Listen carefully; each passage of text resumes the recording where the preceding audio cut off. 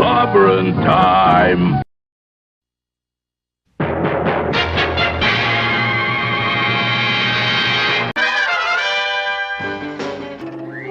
Atomic batteries to power. Turbines to speed. Roger. Ready to move out.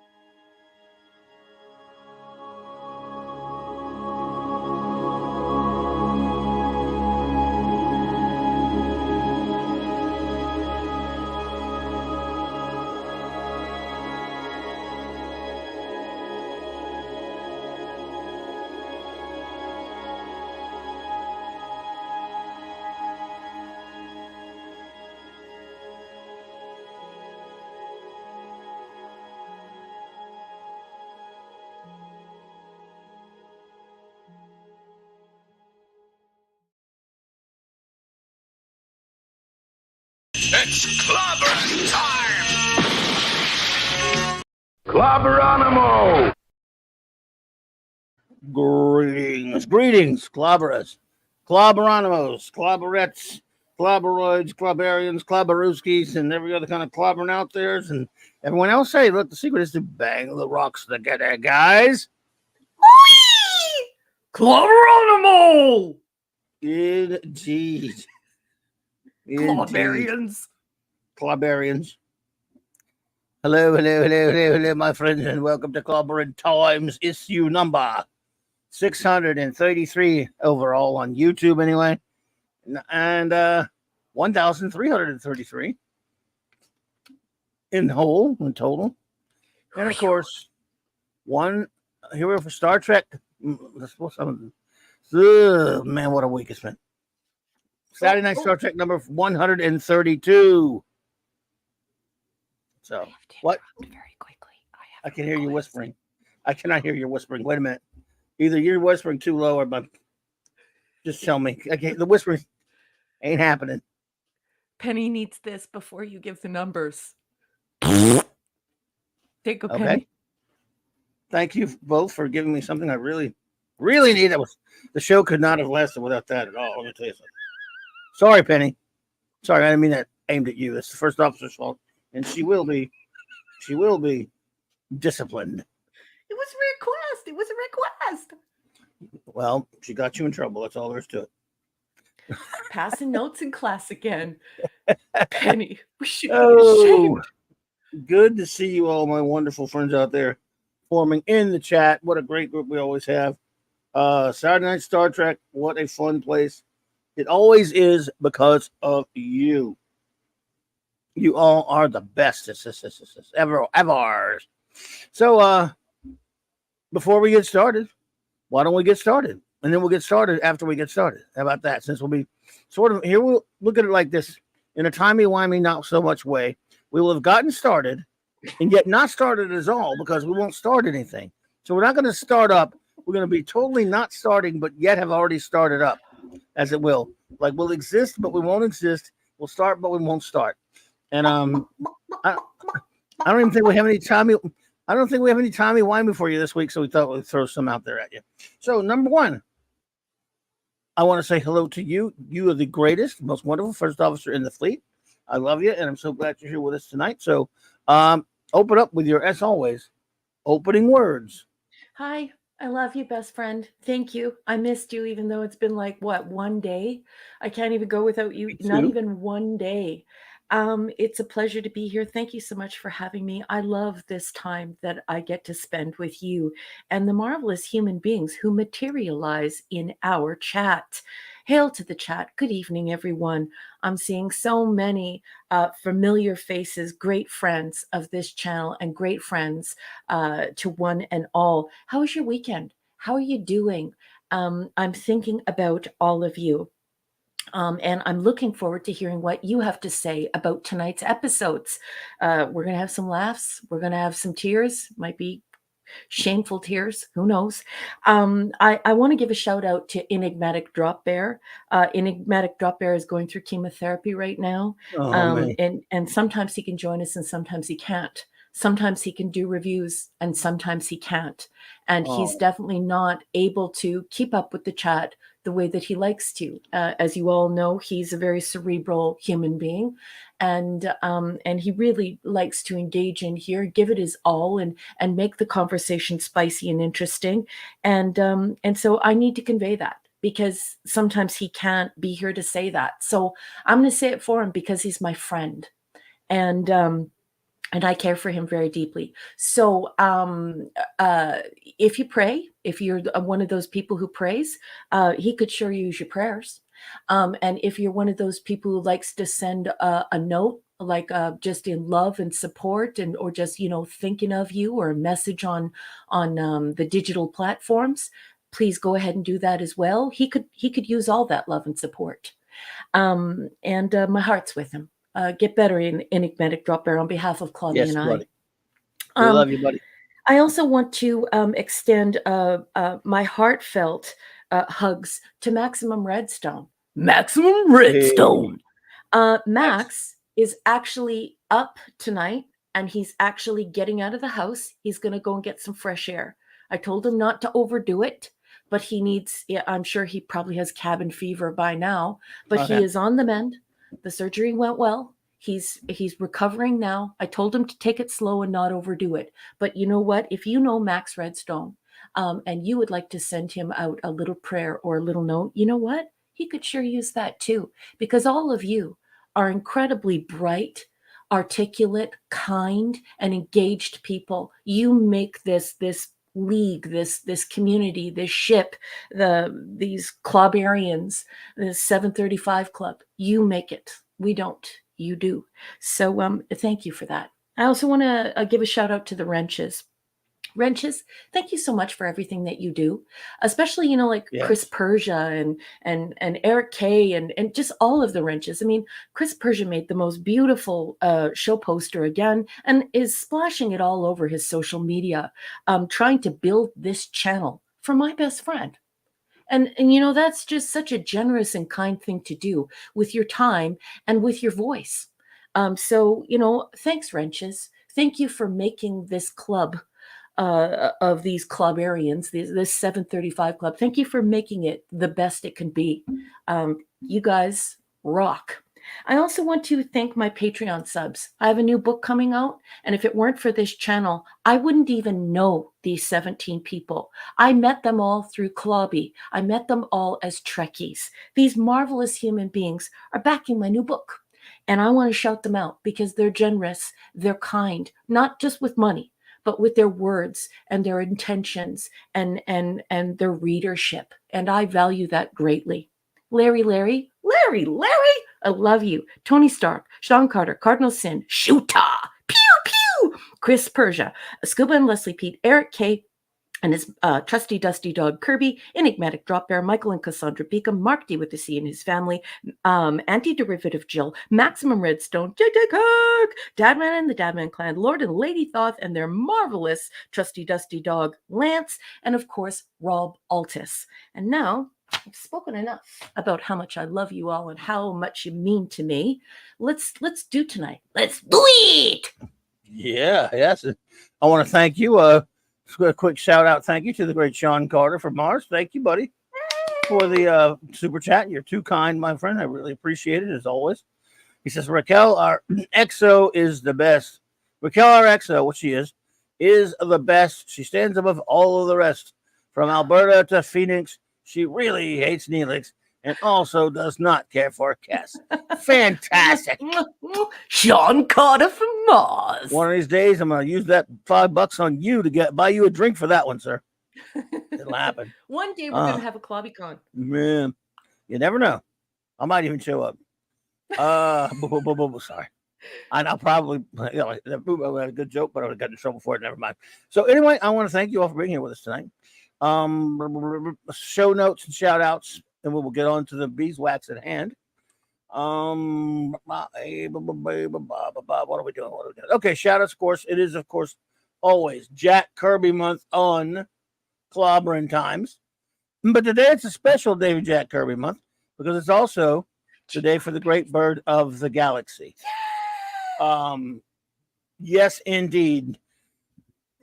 August 19th, 1921. But he never did. There's never going to be an other side of that. It may be on the tombstone, which I understand, but it's never going to be on the other side. I'm just going to put and forever because what this man gave us will be forever. Shitty, horrible, garbagey TV shows made by morons and small-minded cultural vandals will never take away what this man, Gene Roddenberry, gave to us. He gave us a little short aside. My daughters came over today to visit with me to go to. They live about an hour and a half away, so don't get to see them much.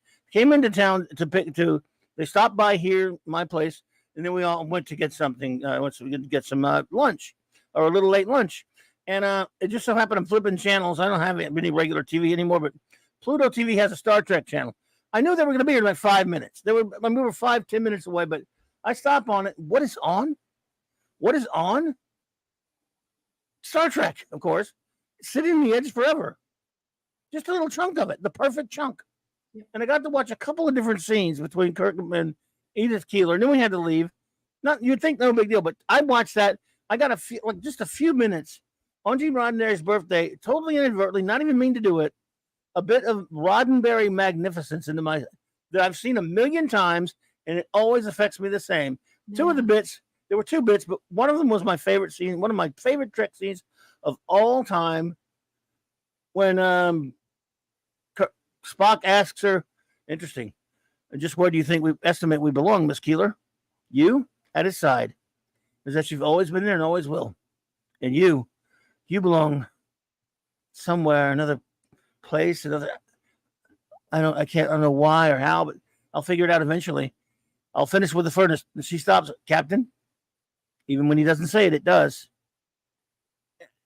May not seem like much to some people, but that. I mean, again, I'm not even trying to watch Trek at the time, and I just catch it there, and just a bit of Gene Roddenberry magnificence can make your day if you love Star Trek, and you see something like that, and no one could ever touch. No one can take it away. No one can take away what this man gave us. They try. And that's not why they're making their garbage. They really think they could be some of them actually really think they can be in a league with this guy and what he did, and they just cannot. And it's laughable. It's just terrible. But you see things like that just at the course of your day, or you're reminded of things like that. And you go, you know what? Thank you, Gene Roddenberry. We love you. Mm-hmm. Number one, would you like to say anything about Gene Roddenberry? I think everybody here knows how much I love him. He's a great idol to me. He's one of the reasons why I write science fiction. You know, in university, you learn about classics. You study the classics. Gene Roddenberry's always been in my life, literally since since I could remember things. I've been watching Star Trek, and I just love him. I just think that he's just a hopeful, beautiful, talented, amazingly talented human being, and I will always treasure and protect his marvelous work. And I just wanted to address Chris Persia. He said, didn't Majel, it's said differently around the world, manage to get Jean's ashes sent into space? I want you to know that she definitely did. Astronauts are allowed a certain amount of personal, they have a personal weight that they're allowed to bring in space. And one of the astronauts, I forget what the guy's name is, you know, if I wasn't doing gardening and chores all day, I could remember the guy's name. It'll come to me while I'm sleeping. I'll sit up in bed and say, hey, that's his name.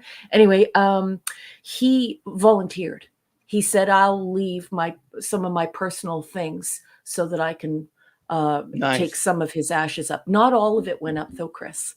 Just part of it. Some of it. But that's great though. Yeah, but he I just want everyone to know he volunteered his personal item weight to take Jean to where he wanted to go. And then, of course, we had the full fulfillment of Jean's ashes recently. So nice. He went to space twice. There you go. Larry, thank you so much for the $2 super chat, buddy. Yes, have Star Trek will travel forever in our lives. Yay. Thank you so much. And Michael Beacom, thank you. He says, read Gene Roddenberry in Star Trek. I am encouraged by Arthur Conan Doyle. Sherlock Holmes is the most adapted character in literary history, endlessly reused, adapted, and abused. But the original stands. Exactly. We'll always have the original. That doesn't mean we shouldn't shout out against the abusers. We should, absolutely. Because that's basically tantamount to standing up for a friend. Yeah. When we stand up to the filth and the abusers, we're not like stopping them from doing anything. We're not doing anything. We're not committing any violence against them or we're not hurting anybody physically, but we are standing up for a friend. Star Trek is a friend to us. That's what we're doing when we stand up to the filth. Yep. Okay, you know. So anyway, you have to stand up for the author. If you know an author and he's dear to your heart, and you know the things that he said in university lectures, and you know the things he said during interviews, and you fully understand his intentions and his style, and someone comes in and they start, you know, molesting that and turning that and perverting it and making it gross and vandalizing it, well, yeah, you gotta say something. There you go. Thank you, Jill. Yeah, Chris Persia also put it in the chat. Yes, he did. I like bringing this Thank you, Chris. folks, because James did something that was really, really kind before there was like all this fanfare. And so when everyone thinks about it, they think about like his latest launch where they fully take all the ashes up and everybody thinks that's great. But only the Trekkies hold on to this knowledge that an astronaut stepped forward and said, no, I'll take it. I'll sacrifice my personal things that I'm allowed to bring with me so I can fulfill this dream of his, because it wasn't a foregone conclusion that he would be taken to space where he wanted to be. So it was an incredibly beautiful act, and Trekkies must remember that because that is a true story that must not be lost to fanfare and factoids and fandom. We need to remember that as true Trekkies. Absolutely. And let's see here. Bubba Doom 1, thank you for the super chat, my friend. Very kind of you. He says, Gene is the progenitor of one of my earliest memories. Star Trek has always been with me during the hardest times in my life and the best of times, or best times. I added of just because for the movie reference, but thank you so much for that, Bubba Doom. You're too kind indeed. Okay, let's see. I'm going to go back to our show notes and shout outs, shall we? Again, happy birthday to the great bird of the galaxy who is with us tonight. Let's see here.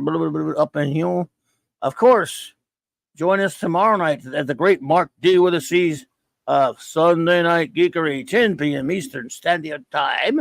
As we always have a great fun, just geeking out and going crazy and just kind of kicking back, relaxing for the big end of the week to start the week off right in, of course, geek fashion. And yeah, sometimes it becomes the eatery. Not my fault, all Mark's fault. But anyway, that's fun, of course. And then Monday night, I'll be with the great J-Man, 6 p.m. Central, 7 p.m. Eastern Time on this channel with the Decepticon and myself, doing our reviews to chronicle in chronological order every appearance of the Legion of Superheroes from the Silver to the end of the Bronze Age, the only ones that matter. And of course, I'll have a big Monday night comics. It'll be a Mark C. Comics Talk Kirby episode. I'm not sure what yet. I think we're going to review a couple of Kirby comics, but we'll see for sure. And of course, Tuesdays and Thursdays, I'm hanging out with the boys at Tom's Great Midnight's Edge After Dark with the great Tom Connors and their channel, and I appreciate that. What a great group.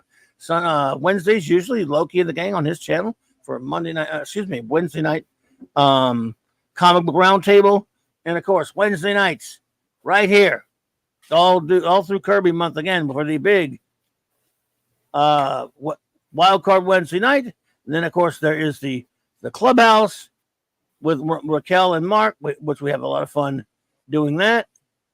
What I put on my, oh yeah, the clubhouse. There we go. No, what the clubhouse? There you are. There you were somewhere on there.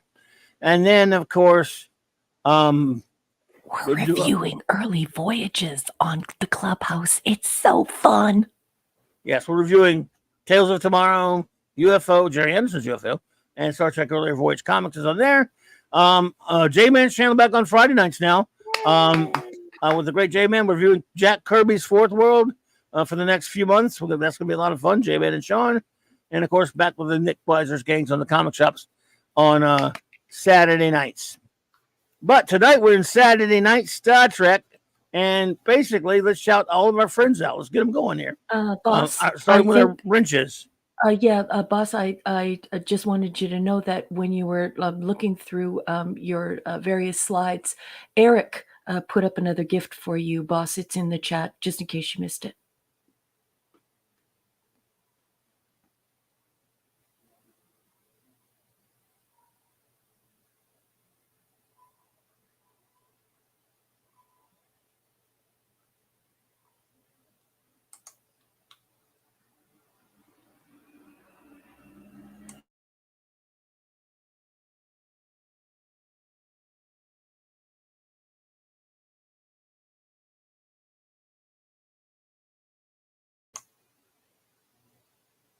I muted myself. Oh well.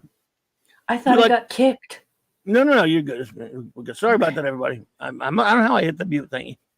Anyway, it's time for let's get a move on now. We're gonna do our shout outs, and then we're gonna get busy. So the great Eric K, the Bronze Wrencher, Vindicator Wrench of the Great White North, Chris Persia, thanks for all you do, buddy. D-Bud Martin, the Wrench of Iron. Lord Thoth and Lady Thoth. Avon lives, long live the Legion, my friend. The Wrench Without Fear. Partner in crime on Earth, BJ-Man, buddy. Gasp. Master of the Clawbony, comic artist extraordinaire. Hungry Boy, Super Wrench Supreme, Kal-El. Thor in Vegas, Maddie's Daddy, Wheeler Wrench Mjolnir.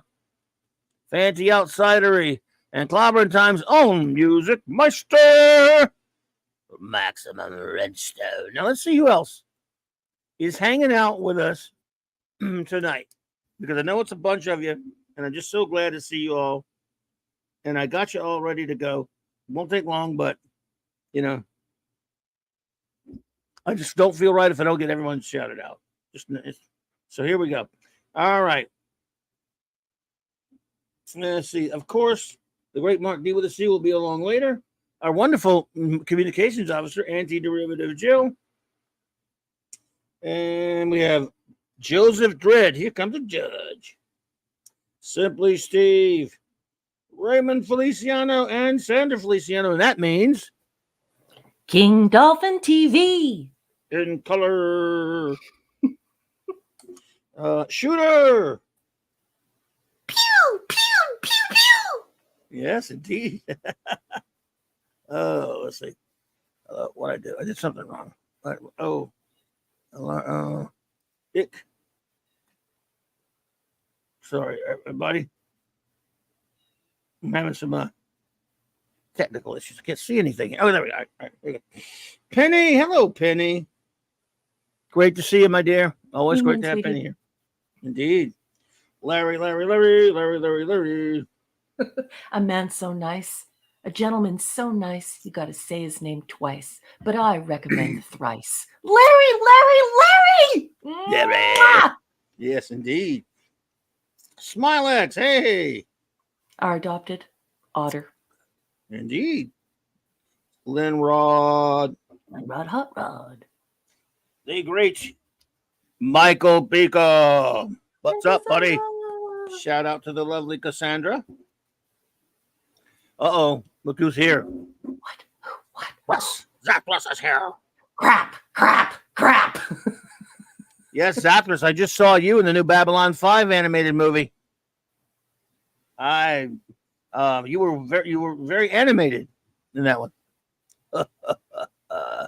Oh, thank you, Michael Bacon, for that. He says, Rubus, how do you say it? You're going to have to do the try yes.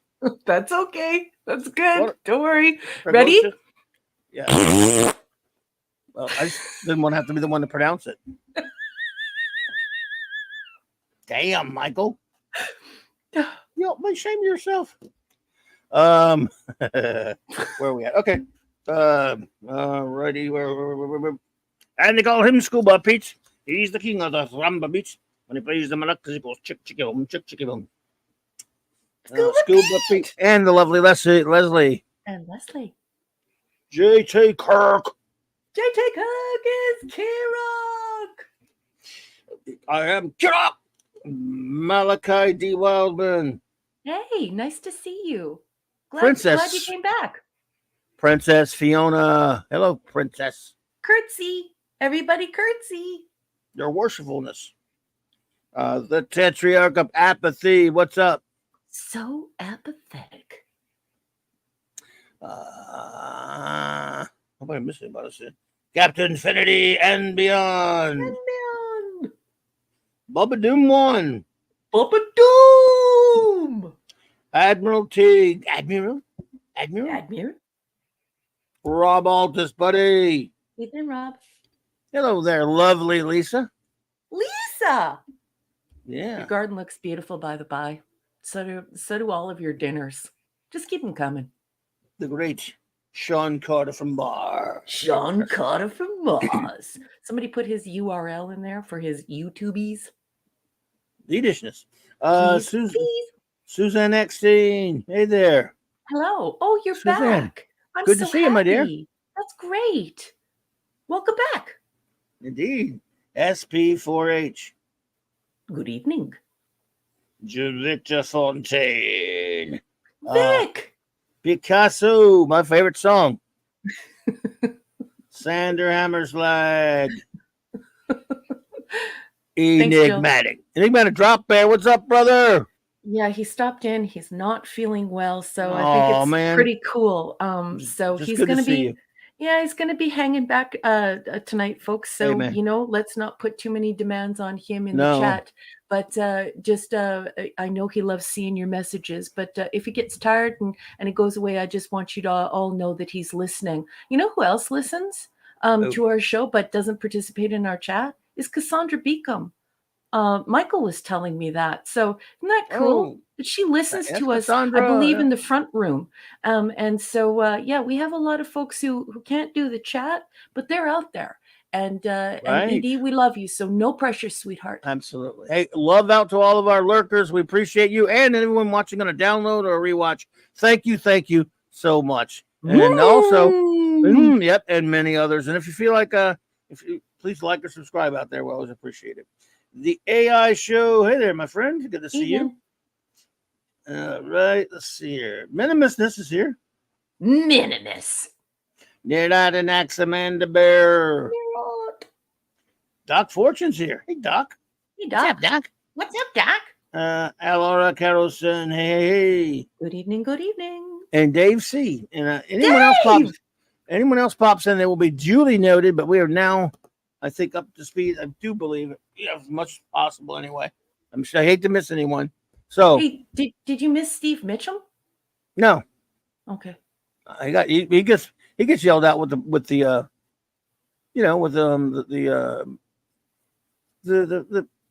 wrenches for one thing. Oh yeah. Yeah. Don't you know that? All right.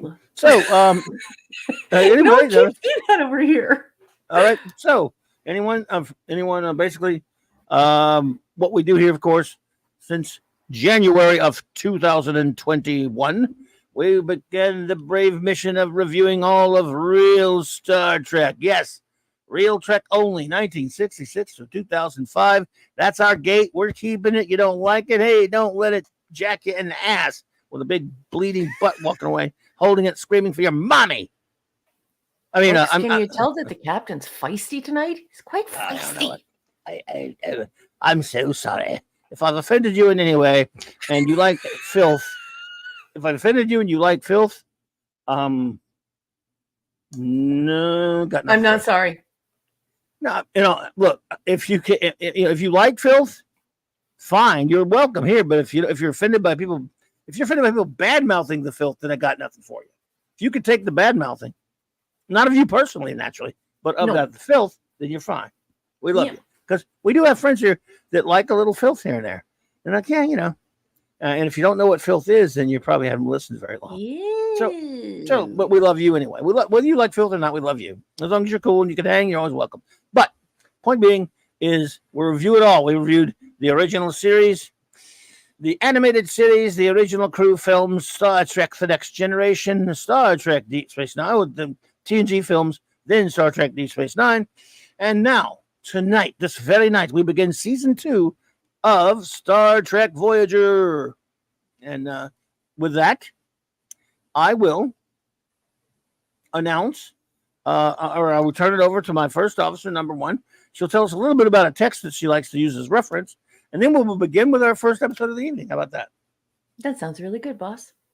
So, number 1, take it away. Okay, folks, we don't use IMDb trivia around here. We also don't use Wikipedia trivia, and we definitely don't use Memory Alpha. Memory Alpha is now broken. It's a cesspool. So all of the filth people who are wearing their little dirty diapers drop their dirty diapers in the pool over at Memory Alpha, and it is now useless. So if you're looking for actual information on Star Trek, it's really good to go to original source material. And so that's what we highly recommend. So there are 2 books for this particular show that I've looked through. And I mean, they're not perfect. I mean, they're Voyager, but I've looked through both of these and they're both worth your while, especially if you love Voyager. One is Star Trek Voyager Companion. So this one is a little bit more difficult to get, and it's my understanding it's a little more expensive. And then there is Star Trek Voyager A Celebration or The Celebration. I can't remember which one it is. That is also worth your while. But please don't ever get your Star Trek trivia from IMDb or Memory Alpha or Wikipedia or even the BBS, the old BBS forums and stuff. There is so much misinformation and disinformation out there on Star Trek currently that it's just mixing up fans, old fans and new fans alike. Hey, look. Katie, hello. Katie, the wonderful Katie C's here. The greatest, the most fantastic, lovely, amazing Voyager fan in the galaxy. Good to see you, my dear. Hope you're doing well. Yeah. So other than that, this is a great show. If you've never been here before, the captain's idea for this show would be that we would create a little mini Star Trek convention online every Saturday night. And that's what it's like around here. We don't talk about the episodes prior. We don't orchestrate anything. We don't practice anything. Everything is organic, extemporaneous, off the cuff. This is just a bunch of Trekkies sitting around in a room talking about the episodes, saying what we think, celebrating the good, the bad, the ugly, and that's about the size of it, folks. It sometimes it's quick and dirty, and sometimes it's hysterically long. But we get it done, and we have great fun. So if you're new here, we are going to have so much fun tonight, and we hope that you will jump into that chat. Leave your own reviews, as long as you keep them pretty brief. I think a 5-parter is our current maximum, given the amount of people in the chat. And go ahead and give a rating. Play your best grade school teacher or university professor. You can make it 8 out of 10. You can make it A, B, or C, or F. We do ABCs. However you feel. Ace Cast Iron actually does it by ships. His 1701 being the gold standard, the best ship. So we don't mind a little bit of the creative as well. Something I don't say enough, and I always like to make sure I do. For new people who don't know us, of course, because you heard me joking around earlier about some of the filth or whatever. All opinions are welcome here. We don't always agree on anything. Neither number one and I don't always agree, even though we're very close. We're Star Trek soulmates, but we don't always agree on everything. And certainly, the chat doesn't always agree with us, and the chat doesn't always agree with itself. It's a lot of fun. After we review an episode, we ask you to come up with your rating and your reviews, as number one has said, and never feel shy to put the other view out there. I don't care if everyone else says it's the worst garbage ever. If you like the episode, go for it, and vice versa. It's got to work. It's got to work both ways, though. If don't be offended if somebody didn't like it and you did, and if you thought it was junk and they thought it was great, be tolerant of that as well, and just have a good time realizing that everyone has different views. And I still love Star Trek. I might tear the crap out of an episode and really go after it, but we're still do it. Because we're here all to have fun, we always want to do it with a sense of fun. We always want to do it with a sense of we're good friends here. And also with a sense of being critical, because I do believe critical analysis is important with every type of art there is. And even something that you really love, like Star Trek, you should be able to accept criticisms if you can. And if you can't, that's fine too. You can love whatever you want. You don't have to have it. But I'm saying I think it helps if you are able to accept criticism. But that, be that as it may, we've taken way too much time, so we're going to get started now. Number one. Yes, boss. Are you ready for our first episode of the evening? Let's do it. By the way, here are the episodes. What kind of order are we doing this? Because I've heard someone saying we've got the wrong order. It's not that we have the wrong order. It's that this is an international show. So folks need to realize that what we're following is the production order. This should be the production order, but it looks as though it's switched around for this week. I mean, the thing is that Netflix has sort of jumbled these up, and internationally different shows become one episode, and sometimes they're part 1 and part 2. So the numbers are all over the place. If you want, we can follow the Netflix viewing, which I believe is August, September. So this would be the broadcast order, or we can do the production order. It's up to the fans. I can do either one because I have the production numbers available and I also have the dates available. Okay, so I was thinking the 37s, the initiations, projections, and elogium. Is that what those are the broadcast dates, boss. That's all we need because it's like I said, it's too common. Like Katie says that the 37 was supposed to be the season finale of season 1, but it became the opening for season 2, which I think actually worked out pretty well for them. So we'll go with that. Then our first episode of the evening, everyone, is the 37s. So take it away, number 1. Okay, I'm going to be reading from Wikipedia. This is just the summary. And the reason being is both the texts that we use for referencing information for this show are not conducive to podcasting. That said, you should know I don't pre-read anything, and it can be quite difficult to read user-generated content. So if it's a little rough, saddle up, lock and load.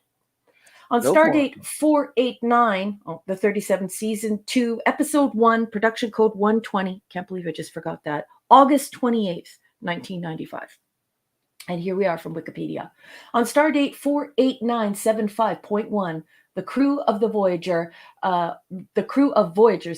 follows an ancient SOS to a Class L planet whose atmospheric interference requires landing the ship to investigate.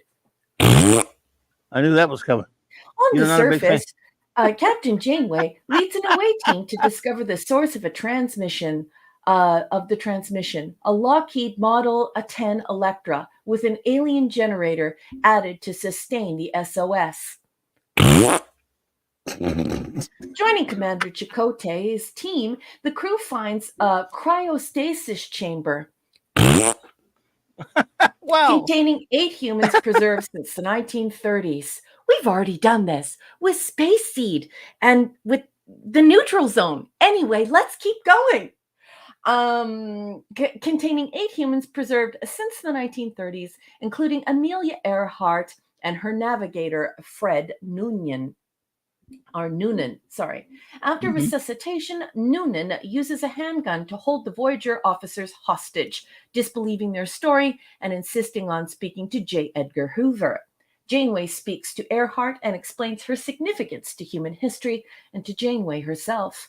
Earhart, was Noonan's boss, tells him to cooperate, and some of them exit the caves. Outside, a firefight breaks out between the Voyager away team and 3 hooded figures. Janeway flanks the attackers and disarms them. They are human and are surprised that Janeway is too. They had assumed the Voyager was a ship belonging to an alien species called the Briori. Janeway learns that the Briori visited Earth in 1937 and abducted 300 humans, bringing them to the Delta Quadrant to use as slaves. The humans later successfully rebelled against the Briori, who fled and never returned. 15 generations later, there are more than 100,000 humans living in 3 cities on the planet. The last 8 unrevived humans in cryostasis were believed dead by the others, who came to revere the 37s as monuments to their ancestors.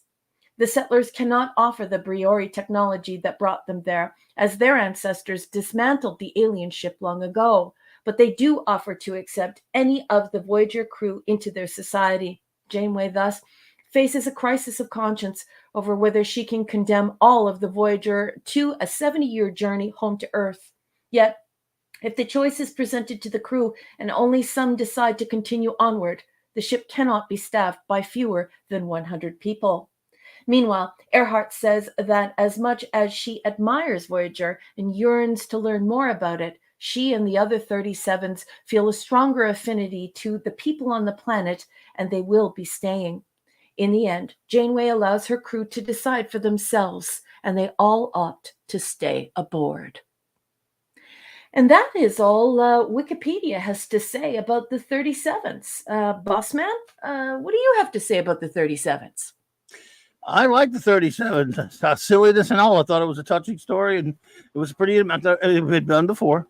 A lot of the ideas have been done before, but I found it to be pretty enjoyable. I have some questions, though. I mean, there were some things I thought were left a little bit out there, but I don't make notes like you, so I can forget stuff.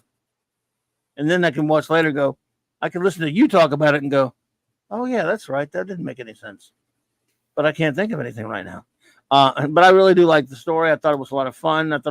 I liked that they came up with more like a peaceful solution to it, that it didn't turn out to once they talk things out. Now, did they explain?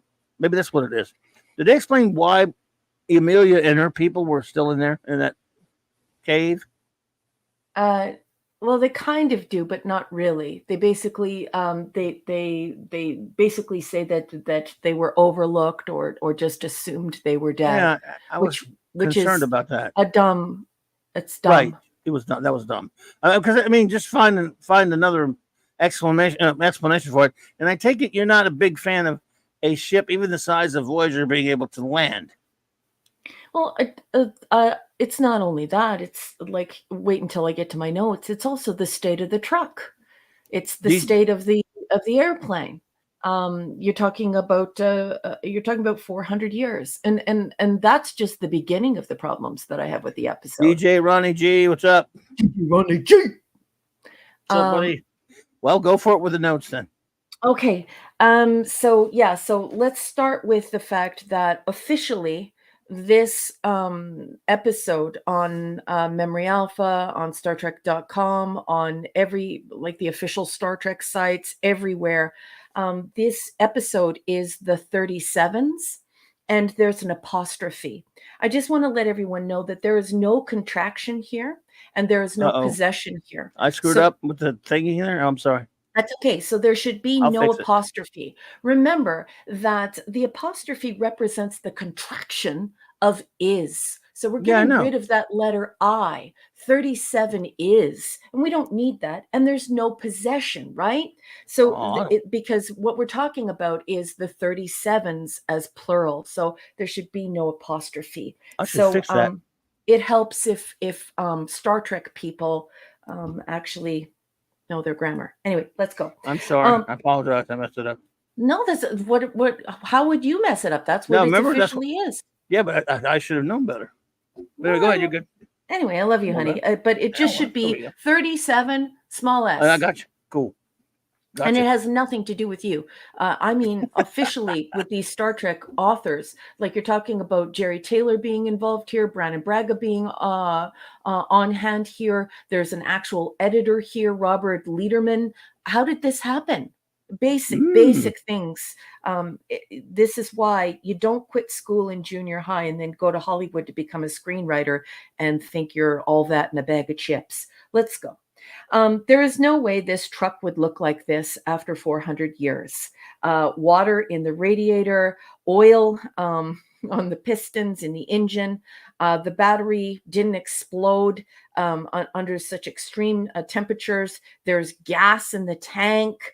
The tires are full. There's excrement in the box, in the truck box. Well, that I can believe. The radios and gauges are functioning. This is too dumb to watch. You know, my brother is a mechanic. I can't even imagine how hard he would laugh if he ever watched this. He's not into Star Trek, but I could just imagine him watching this and perhaps spitting, laughing so hard that this truck was in outer space for 400 years and all it needs is a paint job and it starts. It's unbelievable. SOS by Morse code, and Janeway wants first contact on the surface. So no prime directive issues here, right? Right? Mm-hmm. Come on, Janeway. No one has ever landed a ship before in this crew. None of them. So I want you to think about this. So let's say you're not a science fantasy person. Let's say you're a science fiction person and you really like hard science fiction. Now you're saying to yourself, okay, so they've been contacted through SOS and Janeway wants first contact, but she doesn't obey the prime directive because if it's SOS, if it's Morse code, we know that these people do not meet the measure of first contact. Okay. And then on top of it, no one on her bridge crew has ever landed a Voyager on the surface of a planet before. So this makes her insane way. Okay. She sees this truck and she knows it's 1930s. Okay. She sees this plane and she knows that it's 1930s. She knows they're pre-warp. So there should be no first contact here, and she should not be risking the ship by landing it. So this is just preposterous, and this isn't a nitpick. This is a big issue. What are you doing? Like, science people need science. And so now we have a fully functioning truck that's been in outer space for 400 years. And now we've got Janeway ignoring the prime directive, right? And no one on the bridge knows how to land the ship on a planet, but they do it anyway. Hey, Max. Oh, by the way, Dave G. Sound. Hey, buddy. Not just another body of water. And Max Redstone's here too. Maximum Redstone. Good Hey, to see you there, buddy. How are you doing? You took in some air. I hope you're feeling better, sweetheart. I was Yes, telling indeed. everybody you're all cooped up and you finally got to get out of the house a bit. Please don't overdo it. Okay, back to the notes. This is the dumb version of Space Seed and the even dumber version of the Neutral Zone. We've already done this story 2 times. How many more times are we going to redo this? And I like to say this to like the fake Trekkies who like only one iteration of Star Trek. They memorize that single iteration of Star Trek, not realizing that the 735 recycles so much. So if somebody comes to me and says to me, hey, do you know that name of that episode where this happened? I can actually tell you 4 or 5 episodes where that's happened. And so this is why I get annoyed when people are like, no, it was this. I know it was this. Star Trek recycles. And especially these modern authors, they borrow a lot from older Star Trek and they don't do as good of a job. Anyways, The Trek of Ford? Pardon? The hell I'm sorry. They all belong in outer space. About Ford joke. People like to pick on Ford. Oh, well, so you know, found on the road dead. Yep. The acronym. So the cryostasis chamber from Earth story, that the Earth pre-warp story is preposterous. Because it's like, if you've been watching Star Trek since TOS, you're quite done with this now. So you know, it's like, you know, oh, what is this? This isn't homage. You're just being annoying. Write a new story. Also in this episode, as a cosplayer, I have to say that the wigs are atrocious.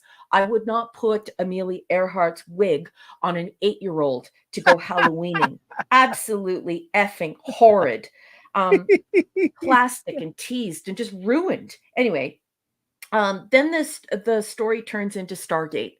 I'm a huge fan of Stargate. And just sort of at 3/4 of the story, it completely turns to borrow all of its ideas from Stargate.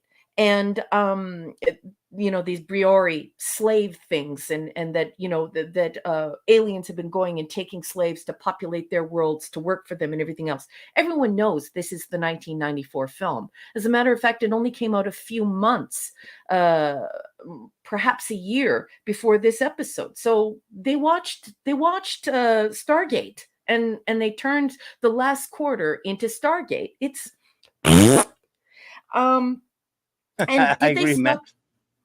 Go ahead. And did they stock up on food? You know, we're I don't starving out here. Apparently, we're meant to believe that Voyager has to stop for gas. It has to stop at the Texaco and pick up some gas, and they can never use the replicators. They're all starving, and they have to eat Neelix's chicken man. Muck, muck, muck, muck.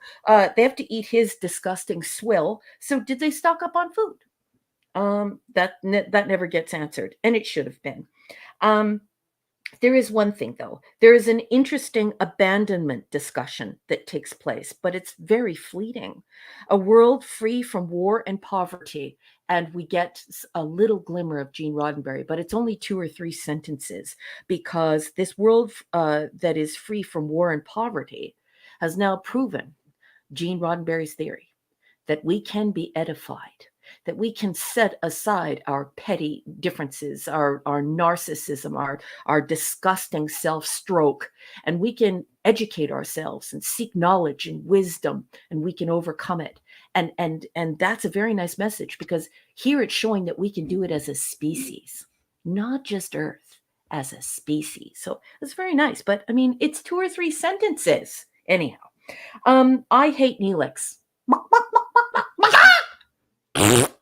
Horrible. Nice scene of hope and loyalty in the cargo bay. Is he in the episode? Pardon? Is he in the episode? Oh, man. That man in a chicken suit. It's the Chicken Man! Sorry, go ahead. I want to let everyone know too that I did a full Chicken Man, where I did a full transformation of the video. It was copyright claimed by YouTube. I have now it's now being reviewed because it was definitely fair use, but I have it posted on my X, formerly known as Twitter, if you'd like to go see it. It's quite a lot of fun. I'll run it whenever we get it if we can. So go ahead. As soon as it gets cleared, I just want to make sure that it's cleared. I don't bring anything to you unless it's fully cleared. Gotcha. So I will never endanger your channel. It's way too important to me. Thank you. Okay, so this episode is too much, too full, too dumb. Again, too much, too full, too dumb. And that's Sounds it. like me when I go to the buffet. Don't say that. Well, I haven't been to a buffet in a while, but I'm pretty sure that's the way it works. Shin kicks. Or actually, when we went to Twin Peaks, it was pretty much that way tonight. So, okay. Well, there you go. Good night, Penny. Good night, sweetheart. Penny, Thank you so much for have a good supporting one. Clubby. Thank you for being here. Yeah, absolutely. Yeah, I agree with that, Jill. That's what I want to see. You guys got me thinking about good old Sonny and Data again. Old Sonny, what was it? Sonny, what's his name again? Sonny. We go grab us some low mileage pit wolfies and help him build a memory. I love the pit I love that wolfies guy. thing. The pit I wolfies love thing is so Sonny. cool. Yeah, I love that guy. I immediately looked it up. Even when I was younger, I love looking stuff like that up. That's probably how I wound up in the profession I'm in. But that idiom is just delicious, isn't it? So yeah, Sonny LQ Sonny Clemens. Yeah, I love him. Yeah. But the pit wolfies line is the best, right? And make a memory. Yeah. Ooh. Usually on these episodes, since I don't make notes, and it's usually been like a whole week since I watched them, I'll just go. Oh, by the way, look, I changed it. See, I fixed it. Yay! I learned. I try to learn things that I just usually convert me. You almost converted me because all of this. I agree with all the things, the stupid things that are in it. I don't know, but I found it to be emotionally. I found it emotionally worked. It got me on an emotional level. I thought it was yes, absolutely derivative of all these things. But then there are later episodes that were derivative of some of those things. But for Voyager, I don't know. I found it to work. It worked for me fine. I think they probably should have the truck thing's a bit much. Although it was kind of funny that they found a truck in space like that. I don't know. It didn't bother me that much. It could be silly and unbelievable and still reach me on some emotional level. And some of the emotional stuff with Amelia and Janeway and her crew and their dilemma, which I thought was interesting, and the way they settled it with the the Briori, what were they called? The Briori? Briori, yeah. Yeah. It worked enough for me that I enjoyed the episode fairly well. I don't disagree with anything you said on it, but it didn't really destroy anything for me. It's dumb, I guess, but I don't mind that if I can get something fairly enjoyable about an episode, but I can see why someone might tear it to pieces. I just don't have it in me, because for me to tear it to pieces, I would have to make notes and stuff, and I didn't, because I'm not studious. I just I watch something. I know. I'm just saying. You're also allowed to feel good about something without being analytical. That's just the way my brain works. And you know what? I'm actually fully aware now that I'm over 50 how annoying my personality is. But that's just the way that my brain works, right? Like when I'm thinking about that truck, I'm thinking, okay, that particular truck doesn't start after 1 month in November in Canada in minus 58 with the wind chill. It's not surviving 400 years in space. No. That battery's toast. Those tires are toast. There's no gas left in it. The gas is, there's no oil. The carburetor is shot. The carburetor's never going to work ever again. And they could have explained all that stuff by him doing things to it, or him just using technology to. But he just he just found the key in the visor. It's ridiculous. And started ridiculous. It. Yes, yeah. As someone who grew up on car lots, yes, I know it's ridiculous. But that was silly. But again, so when you start that way with me, then I got you. This is not enough science for me. It's just not. No, I know. I'm not. I don't believe me. You heard the other night how hypercritical I was of the Blue Beetle. Yeah.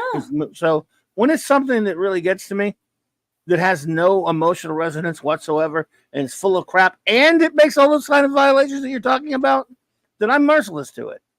Yeah. Because Blue Beetle didn't even work on any kind of human level. There were some things there that worked on a human Roddenberry type of level in terms of imagination, and in terms of some of the stuff, the ideas involved, whether they were regurgitated or not, or done better before, or done not, which they clearly were done better before. But I enjoyed it enough to find it to be an enjoyable episode. However, your review was even more enjoyable. So it was like twofold. I thought, okay. And I knew you were going to rip it to shreds. I was just like, you had no idea how I was looking forward to you. And you got, it's just the best. So well done. Thank you, boss. And what is your rating of Amelia Earhart and The Sergeant 37s. Tackleberry? You know, boss, like I said, it's too dumb, it's too much, and it's too full. But you know, I really, really liked that interesting abandonment discussion, and I Yeah. really liked the fact that someone was bright enough to show the true colors of Gene Roddenberry by saying that 400 years later on a different planet, completely removed, we were still able to overcome our narcissism. We were able to overcome our pettiness, and we found knowledge. We decided that edification was going to be our goal, and that we were victorious over war and poverty. So, but that's like 2 lines. So it's like, No, I can't give it more than a C-. I realize that it's heartfelt. I realize that it's science fantasy, but this is where you lose the science fiction people. Like Shooter saying in the chat, why was the car in space? Just so you know, Shooter, I actually yell that every year that I watch this episode. I yell it. Why is the car in space? Pigs in space. Yeah, so you know, it just has way too many things wrong with it. I think that there's a significant amount of careless writing and way too much borrowing. Way too much borrowing and too much. I think that we could have scaled back the ideas, and we could have had something really wonderful here. And then we could have had time to develop this teleplay where you could make reasons for these things, for all of the faults in it. You have to take your time. You have to respect your audience. You have to do a good job. Do a good job. And you know, starting with the title.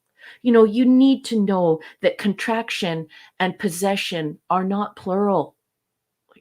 Huh? Anyway, C-, boss. That's as high as I can go. That's okay. Turing Machine, hey, welcome. Yeah, well, I'm going with a B-. I mean, I enjoyed it. I didn't think it was the greatest anything, but I actually, when I get through one of these episodes and I'm not really angry and I've had a halfway decent time, and there's some things that make me feel like I'm watching something that's earnest and attempt to be Star Trek, I'll give it some slack. Obviously, I'm very, very easy going that way. So I will ask my friends now out there in the chat, please, my dear chaps and ladies, give us your ratings. Wait a minute. Oh, Alan Turing Machine is here, boss. Yep, I got it. Oh, I got him. I said again, greetings, Alan. Let's see. Oh, we got some. No, that was already said. Let's see. Oh, thank you for the super chat, Eric. He said, so no 735s club. Is that right? That is correct. Okay. Correct. Fair enough. Bubba Doom, thank you for the super chat, buddy. He says, Neelix puts sugar in his grits. Yes, of course. Yes. A good gas tank reference. All right. So while you're doing that, I'm going to bring us some extraordinary Max Redstone entertainment. Maximum Redstone. Our own Clobbering Time's own music meister is here, folks. So let us see here. Up in you what we've got from him tonight.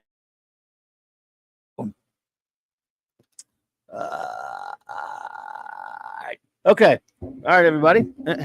Without further ado, the 37s by Maximum Redstone. All right.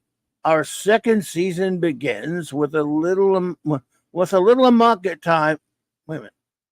Our second season begins with a little amok at. Well, oh, sorry. With a little amok. All right. Our second season begins with a little amok. It seems any transgalactic kidnapping is potluck. So a story can be of no offense, but still be sadly quite dense. Why didn't anyone leave Voyager for the real pickup truck? Wow. Sorry I butchered it, buddy, but you did a nice job there. Thank you so much. To the great Max Redstone. And he's got the first one coming out of the box for the review. Max says C-. Great guest cast, and that didn't fare rewatch well. Consider this: Elon's Roadster has almost totally dissolved by now as a result of cosmic ionizing radiation. Thanks a bunch, relying on science. Boss man, I am Yes. going to interject, but I don't want to derail you, so let me be quick. That's good. Cardi's here. Everyone, please say hello to Gil Bevel. Cardinal Sin is in the house. Cardi! Cardi! Good to see you, buddy. I hope you are doing well, sir. Good. And let's see here what we got next. And they call him Scuba. Oh man, look, here we go. He's got. All right. Did you ever know that Janeway was my hero? She knew everything about the 1930s. Amelia wanted to fly higher than an eagle. But this episode, Voyager broke wind. Wow. He gives it a B. Couldn't have hated it too much. He gave it a B. A B from the great Scuba Pete. You silly. You big silly you. JT Kirk gives it a C minus. I give this episode a higher score than it perhaps deserves because of my lingering memories. DS9 Season 7, a science fiction story, sure, but a very sloppy execution. Let's see here. Insane Way could uniquely identify the smell of horse shite as well, folks. So can I, and I'm getting a whiff right now. You sound like the critical drinker. Yeah. This is only one of 5 episodes where the Voyager lands on a planet. Janeway is criminally negligent for hiring a helmsman who hasn't qualified on a critical ship function. Well, yeah, neither is she, and she's supposed to be like this big, she is supposed to be like a maximum academic. Like she's supposed to be like a brilliant science scholar. So, like, what happened with her? She's died in the bones Starfleet. She should be able to do it. Trying to find its fourth one. Oh, no, I got it. Well, yeah, I mean, she did say that she didn't expect to be out, but for like 3 weeks, and then okay, sure. The crew of the Voyager remaining with the ship. The planet's population is large, yet none of them want to leave. Where else will you find humans to restock your ship? Deport Netflix. There you go. Ravenscroft 82 just walked through the door. Good evening, Ravenscroft. Nice to see you. Everybody say hello. Right. Oh, it's great to have you. All right. Oh, Pleasant Valley Picker is in the house. PvP. Hey. Pleasant Valley Picker. What's up, dude? All right. Well, hope you're doing well, PvP.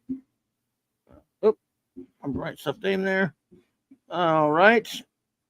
Good to see you, PvP. Hope you are doing well, sir. Zathras says B plus. Having Tackleberry, I knew someone had to mention Tackleberry. It just had to happen.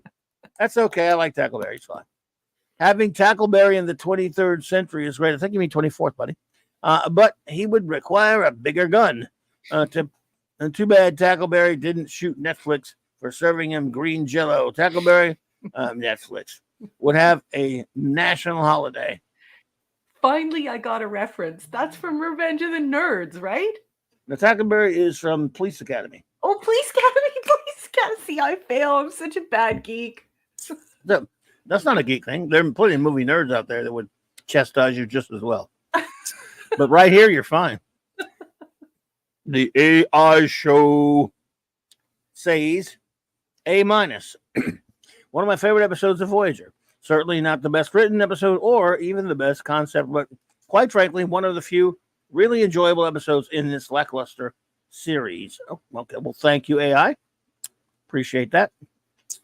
Michael Beacom says D minus. 37 is a reference to how many raspberries this episode earns. This is actually the ending of season 1 and not beginning of season 2. From the moment they find a Ford in deep space. Oh, sorry. That's the stupid thing. It's doing it again. Sorry about happens. that, boss. No problem. In deep space that still runs. Yeah, it should have at least been an Edsel or something if it's going to still be running, right? That's too obscure reference for anybody there. I'm throwing things and yelling epithets at the screen. Poor old screen. The screen didn't write it. Just kidding. Being in space is not the same as being in time stasis. Nothing they could do from this point on could save the episode. These aliens, hang on. Alrighty. Went all the way to the Alpha Quadrant for slaves. They were having a sale. This is that's evil, isn't it? Sorry, I can't. Oh, it's so bad. But it's They were so having a special. Stargate. They were having a special that day. This is like me going from New England to Beijing to buy a loaf of bread. Going from I got you, yeah, from New England to there. No, it's a fair call. Hold up makes no sense from any way you look at it, and landing the ship. Well, we just like landing ships around hill. We like seeing that sort of thing. Round hill, up in hill, round hill.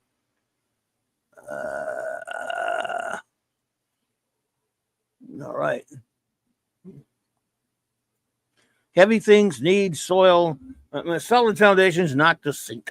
They It did it again. Why does it keep doing it tonight? It's driving me up the wall.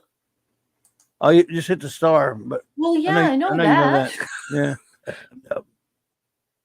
I'm getting too much like my dad. No, I gotta find.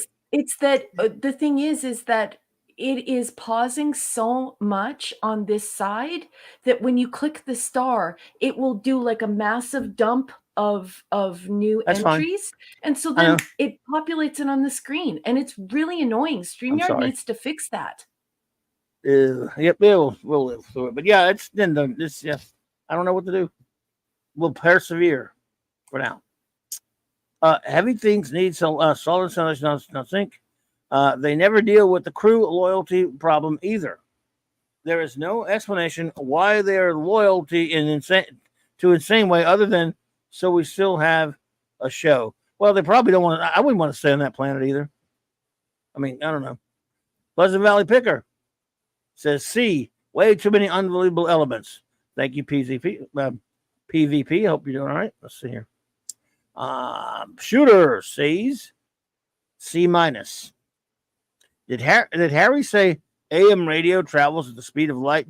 He did say that, which explains a lot because I'm a big AM radio junkie from back in the 80s and 90s and even the early 2000s. And I often felt like I was listening to other planets. So maybe there's that. That was, yeah, you got me on that one. No, it doesn't. No, it doesn't. Of course it doesn't. He did say that though. I don't know. I don't know if I like the fact Voyager can land. While practical, it doesn't fit SC law and it isn't necessary. Says continues Shooter. Why involve Amelia Earhart? Well, she doesn't get any respect. Why not? I'm sorry. I don't know. This episode, trying to copy Captain Kirk, but it doesn't pass the Captain Kirk test. So why are you bringing up Kirk? Like, these people need to stop bringing up Kirk. Like, what they're doing here is what are they doing? The Abraham Lincoln thing? Like, just leave Kirk out of it because this definitely would Kirk land the ship? No. This episode would have worked without the famous hook. How did the famous hook, like being someone famous, right? Okay. How did Voyager not pick up on 3 cities and 100,000 humans? Right. Voyager sensors need recalibrating. That's another one of those things. Like when I was saying my notes, like that, I didn't want to like upset people by like going through the full list of everything wrong with it. No. But there's so much wrong with this episode.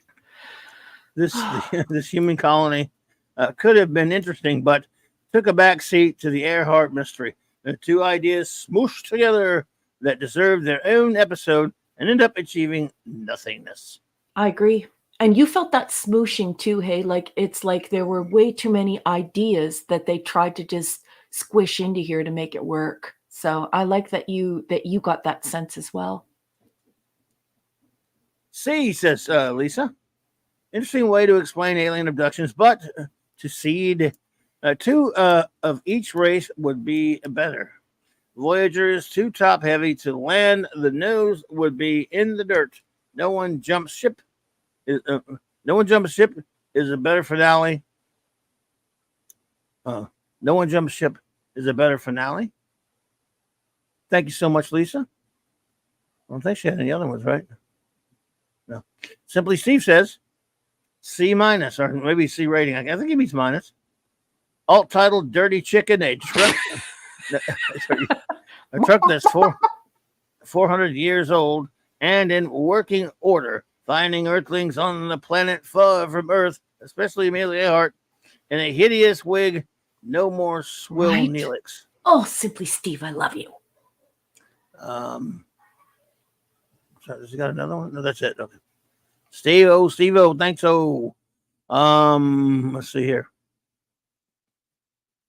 Our wonderful communications officer specialist, anti-derivative Jill says C+. While amusing, we get a brief hint about the aliens who abducted the humans, but there is little to no attempt at learning about how this event occurred in order to replicate it. Good point. This is discarded as quick as it was conceived in favor of wondering how many of the crew want to stay behind on the planet. An airplane spins an SOS. Sends an SOS to a pickup truck. Funny.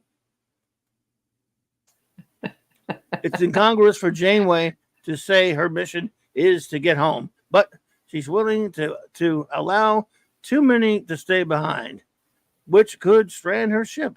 Yeah. It's too bad, however, that Neelix didn't stay. Julie! Draw that man in a chicken suit. It's the Chicken Man! Apparently, some of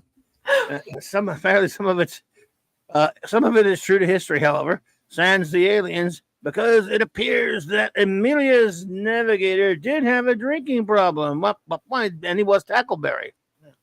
And how was he still inebriated being in stasis? And how was there any alcohol left in his flask?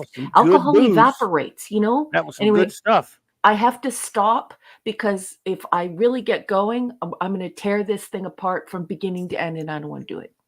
That was some good stuff he had. Some good hooch. Oh, man, maybe the aliens were bootleggers. That helps explain how she was lost. Let's see.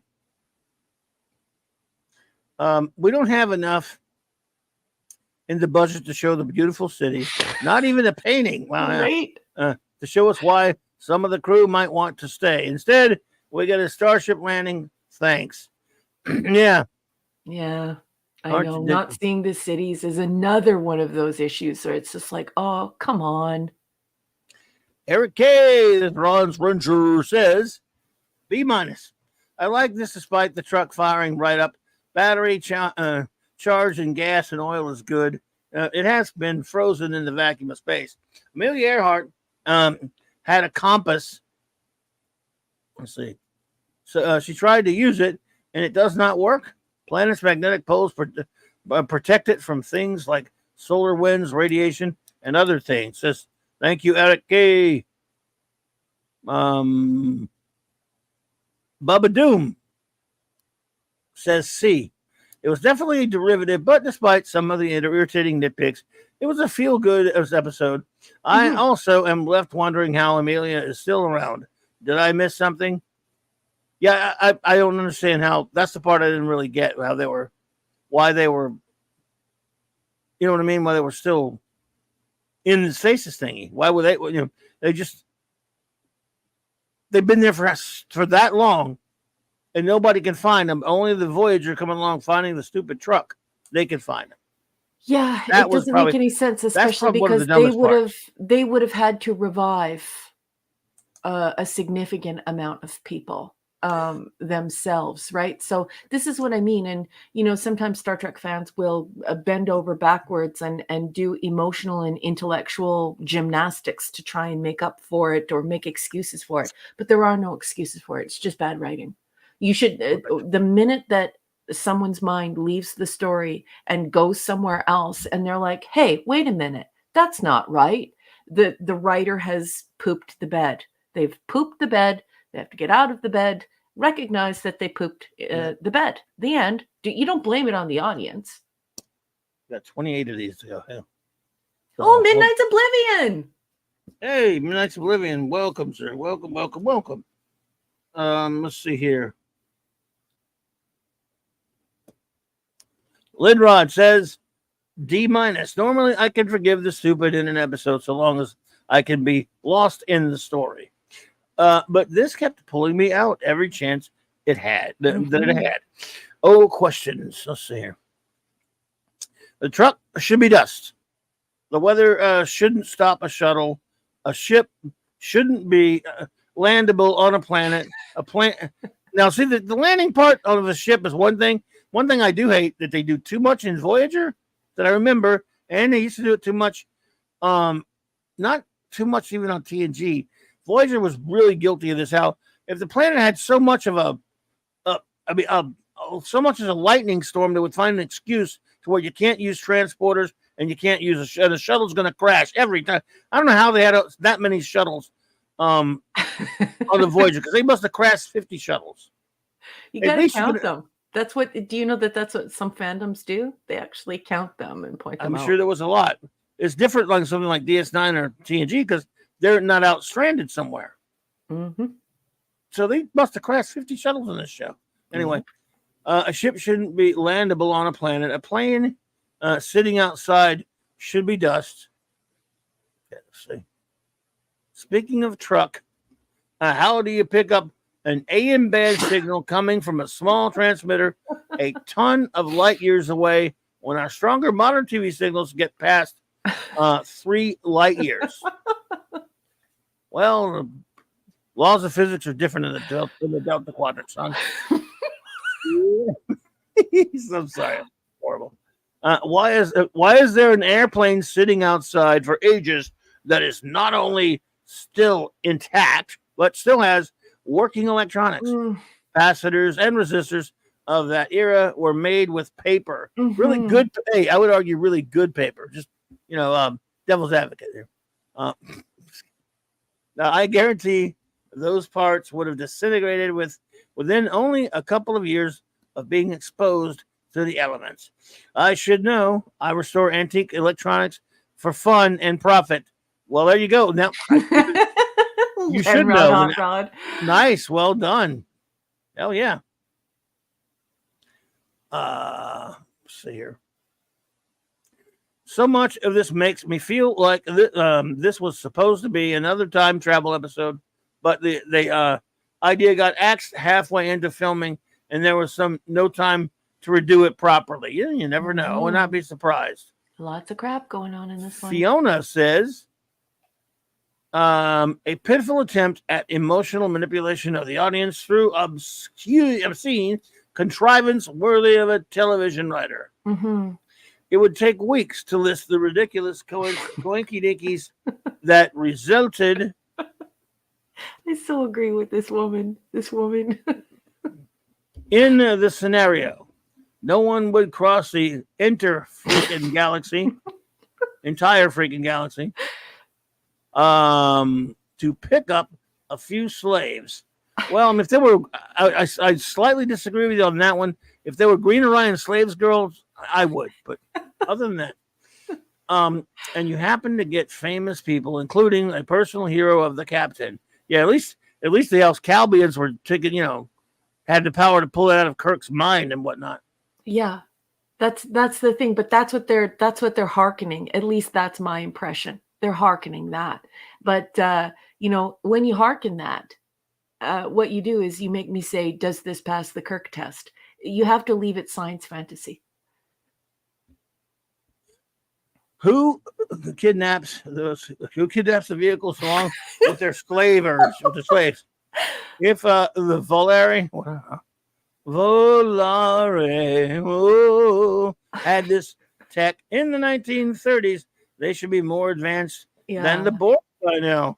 Yeah. Who needs fragile slaves? You would you tech? Who needs fragile slaves? Would you warp tech? Would you warp tech? Okay. Mm-hmm. Thank you. Absolutely, I hear you, Fiona. I know some people don't like this word, but well,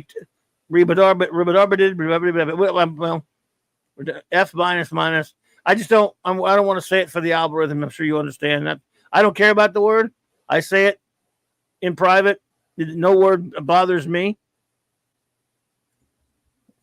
But you know, and I'm sure you know how it is. I'm sure you know where I'm coming from when I'd rather not say it. Katie, are you running out? Did you already run out? She says, I think my review was one of the first. Solid B. I didn't see it. I'm sorry, Katie. I went back in and checked, and there was no review other than this there. So I think it got vaporized. Katie, if you hear me, I'm sorry about that. I always try to do them in the best order that I can. Yeah. Gonna leave for the night. Long day. Live long and prosper, everyone. Love Voyager and be well. Clobby and Raquel, keep them coming.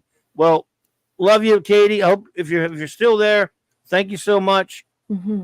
But that's been a while since you wrote that. But we love you, Katie. Thank you so much. Good night. Well, no, she stayed around after that, boss. I think she might still be here. She was still communicating in the chat. Well, that was around 22 though. That last one. But she was still here about, I think, maybe 10 minutes after that. Anyway. Well, I was wondering why I hadn't seen one. Oh. Yeah, it's not there, but I did go back and check and see if it's there. So Touring Machine says not showing the city and its population was definitely anticlimactic. Yes. Yeah. Ridiculous. Enigmatic Drop Bear says D. This knockoff of TNG's Neutral Zone was not written. It is a contorted regurgitation reflecting almost no understanding of the concepts explored in the works it was based upon. Indeed. Continuity errors abound and an unstable atmosphere followed by sunny skies. Janeway, unaware of Earhart, later familiar with her. Where's Earhart's plane?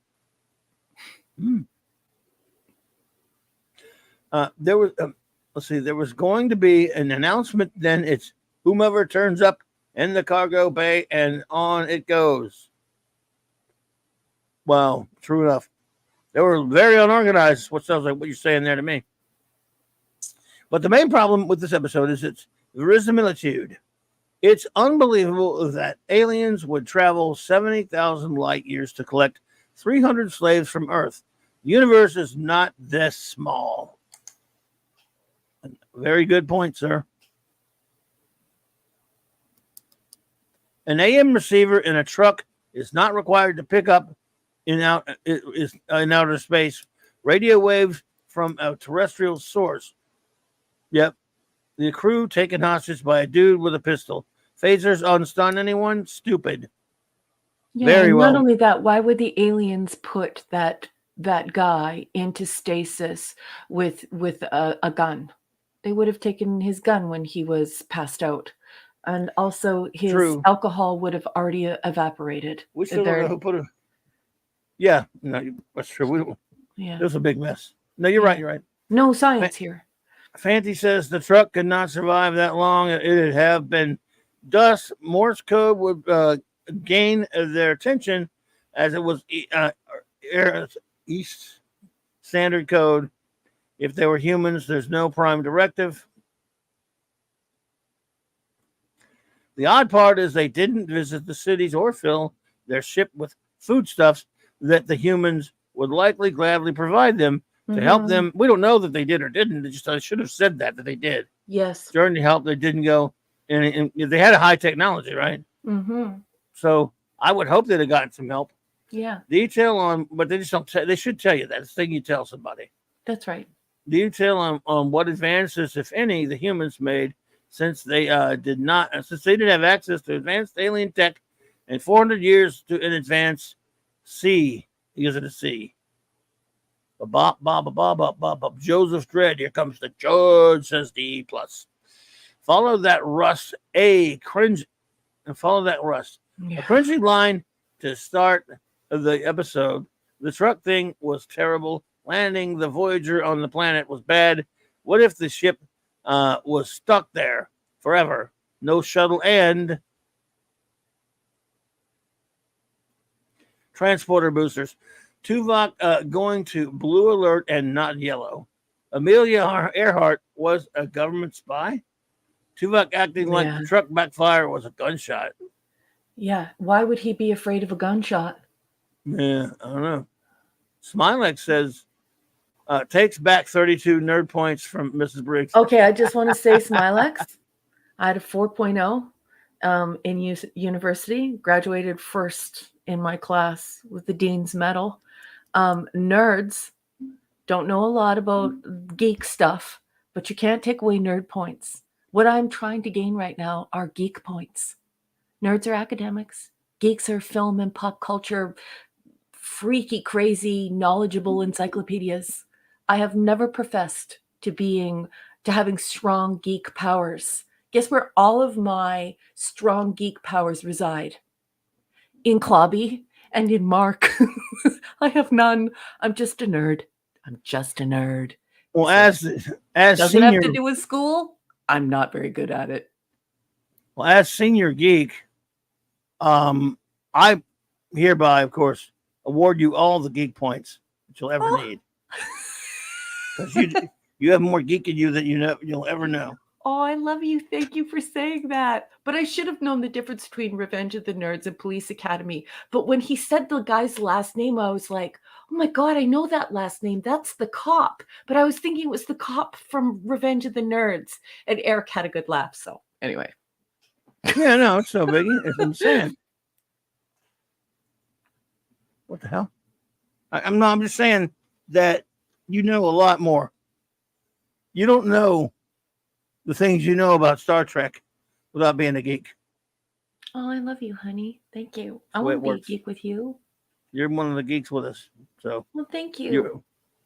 what happened? Where are we at? Oh, okay. Hanging out Admiral- with geeks, I gotta say, hanging out with geeks is pretty intimidating. Like, especially because some of you have like incredible memories. Like sometimes when I'm speaking to you, I feel like I'm speaking to the world encyclopedia of pop culture. I just, and I have to memorize all that same stuff, but only in academia. And you're remembering like all of our entertainment history. I'm always blown away by you, Clobby. The things you can remember. Unbelievable. And the longer you talk, the more you reveal. It's crazy. I just love it. Anyway. Oh. Admiral Teague says, D, it's just dumb. Fair enough. Princess Fiona said they can manufacture new shuttles, shouldn't be an issue.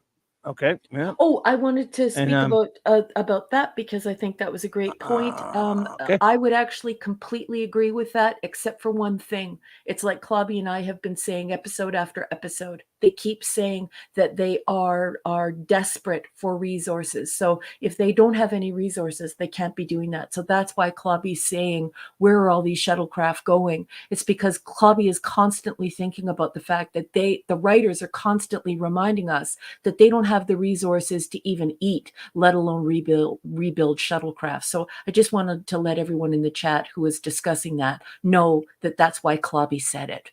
No food, no replicators, no resources, no energy. How are you making all those shuttlecraft? So I just want you to know that the captain is correct. Thank you. The ripping off of the TNG episodes was familiar, so C-ish or C-ish, says Midnight's Oblivion. Thank you, Midnight's Oblivion. Thank you, Midnights.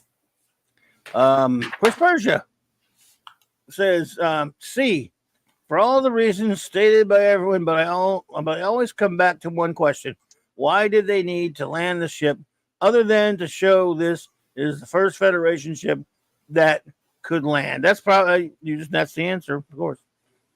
That's why they have shuttle pods or even the Cajun Yacht, which the captain's yacht, which is clearly visible in the scene of Voyager post landing. Oh, she has a yacht? There you go. All right. I've never seen the specs on that. Wouldn't that be interesting if one of our engineers could tell us if Voyager has a yacht, a captain's yacht? I don't know that. Do you know that, Clobby? I don't know. I don't know. Never that heard one about either. that. Yep. Final review of this episode because we're going to start making some speed here, folks. We're still in the first episode. The great Mark D with the C Chief Engineer says B+. I enjoyed this episode despite some logistical problems. The story was written to highlight the relationship between Earhart and Janeway and how much she meant to her as a role model. Yep, it was very like Lincoln Kirk, like you said. Yeah. The scenes between the two were well written. Everyone knows from watching heavy metal that cars can survive in outer space. Shin kicks. That's true. Plus, we finally got an answer to Nimoy's in search of Amelia Earhart. She wasn't abducted by Vulcans. That's right, she wasn't. The writing of this episode was an uneasy process. Brandon Braga admitted we struggled with the story a little bit. The official Star Trek Voyager magazine issue number 5, page 51. The writers wanted this story to be a turning point for the crew, banding together and complaining less about missing home. Well, we'll see how that goes for them. That's terrific. Thank you, Mark. Thank you, buddy. We're going to move on to our next episode, folks. Terry Rose. Is it Terry Rose? Terry Rose, hey there. Hello, Terry. Was that the pickup from Sanford and Son? No, but it would have been cooler if it was. Okay, let's do this. The next episode, folks, let's pick up some speed here, is Initiation, Season 2, Episode 2, Production Code 121. So we're out of order this week. You are out of order. You're out of order. What? You're out of order, and you're out of... Anyway, September 4th, 1995. I'm going to be reading from Wikipedia. I haven't pre-read it, so it might be a little rough, especially because the writing and grammar are usually atrocious. It doesn't matter. I'm going to read it anyway. Let's just do it. To commemorate the anniversary of his father's death, Commander Chakotay takes the shuttlecraft to perform the Pakra ceremony. Inadvertently straying into Kazon Ogla space, he is attacked by a young Kazon, Kar, on his first mission. Chakotay destroys Kar's vessel, then beams him aboard. Captured by a Kazon vessel soon thereafter, Chakotay learns that, from Kar that Kazon earn their titles through conquest or death, and he has robbed Kar of that opportunity by saving him. The vessel's commander, Razik, speaks with Chakotay, explaining his disservice to Kar. His disservice to Kar? Wow. And that the young Kazon is scheduled for execution. When later presented with a weapon to kill Kar as a lesson to other Kazon youth, Chakotay holds Razik hostage in exchange for his shuttle. Kar, seeing no future or opportunities with the Ogla, flees with Chakotay. Unable to elude the Kazon, Chakotay beams himself and Kar to a nearby M-class moon, a Kazon training ground. Kar, having eschewed an opportunity to kill Chakotay in his sleep, later explains how he has no options open to him and admits that Chakotay may be his only friend now.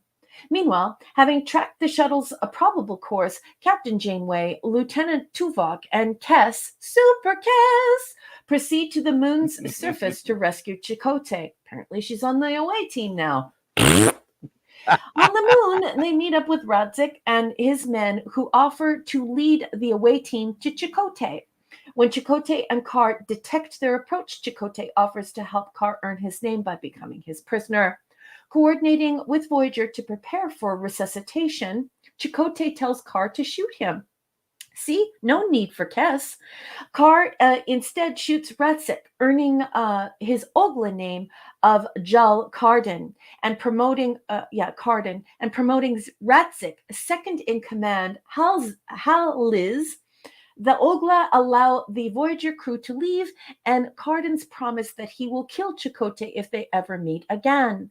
Later, when performing his Pakra ceremony, we don't know how he's doing that, since I don't know how this medicine bag his medicine bag keeps surviving. Anyway, aboard Voyager, Chakotay prays to his father to watch over Carden. So that was some pretty crappy writing from the folks at Wikipedia. Whoever has control over editing this page, go over there and fix that crap. That's complete crap. But I mean, it's not too bad because the episode is also crap. Well, Crapola. not full crap, but just kind of crap. Clobby? Yeah. Well, look, if something can make me, could touch my heartstrings a little bit, I'm usually pretty forgiving, like last week. But I'm already. You're on the wrong foot with me when I'm going to have to watch a whole episode with Kazan because I can't stand him, and then I got to watch Nog as a Kazan. Oh, it's so Kaz bad. Nog, right? And I'm one of those that likes Chakotay. A lot of people don't like him, and he's really good in the episode. Yep. The idea of itself as the episode just sort of, it's just kind of boring to me anyway. Mm-hmm. So he's cool in the episode, but I just don't like Kazan that much. So I don't have a lot to say about this, and I'm gonna just shut hole and let you just burn this one out with the notes because, I don't have a lot to say about it. It's just boring. Boring. Okay, well, I also don't like the Klingons. Oh, by the way, isn't this a bonus non-Chicken Man episode? No. This is the one we got. No, Chicken Man's in this one as well. Oh, I thought we had a non-Chicken Man. Sorry, we got one. There is one somewhere up in here. All right. Let's go. So the Klingons, I hate them. This is what is considered the Chakotay episode. We unpack the character of Chakotay. This is how we're supposed to become more familiar with him and who he is as a person. We have some horrible acting by the young man named Aaron Eisenberg. May he rest in peace. I feel so sorry that he lost his life. A courageous battle. But he's a terrible actor. I'm sorry. I'm sure he's a beautiful human being, but one of the worst actors I've ever seen on television. He's Klingon Nog. He is the same character. He is Kazan Nog. And then all of a sudden, something happens here. This whole episode, Initiations, turns into TNG's Suddenly Human.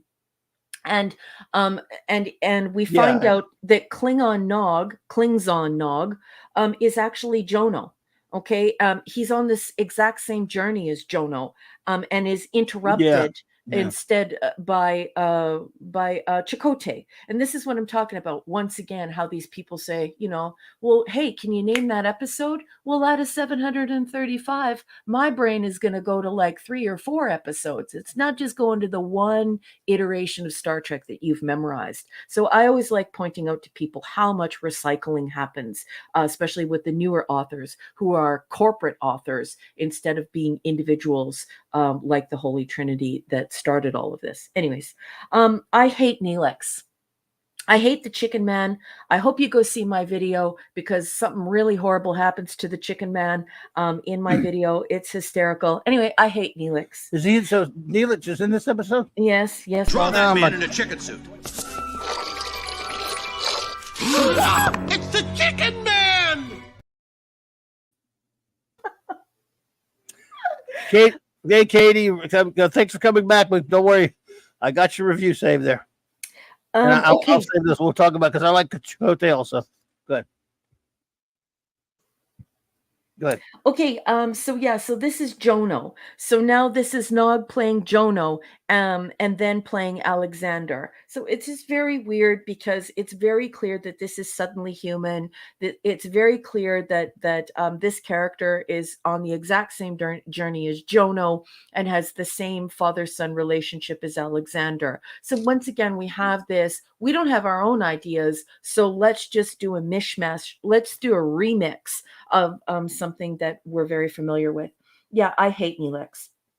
I would just like to say in my notes that I believe the Chakotay character is marvelous, but I believe that he could have carried this entire episode on his own, and we should not have reused Aaron Eisenberg. He's a terrible actor. I do not like the Klingons. It's very clear that the Kazon are Klingon, and this is just tired, and they're reusing a script.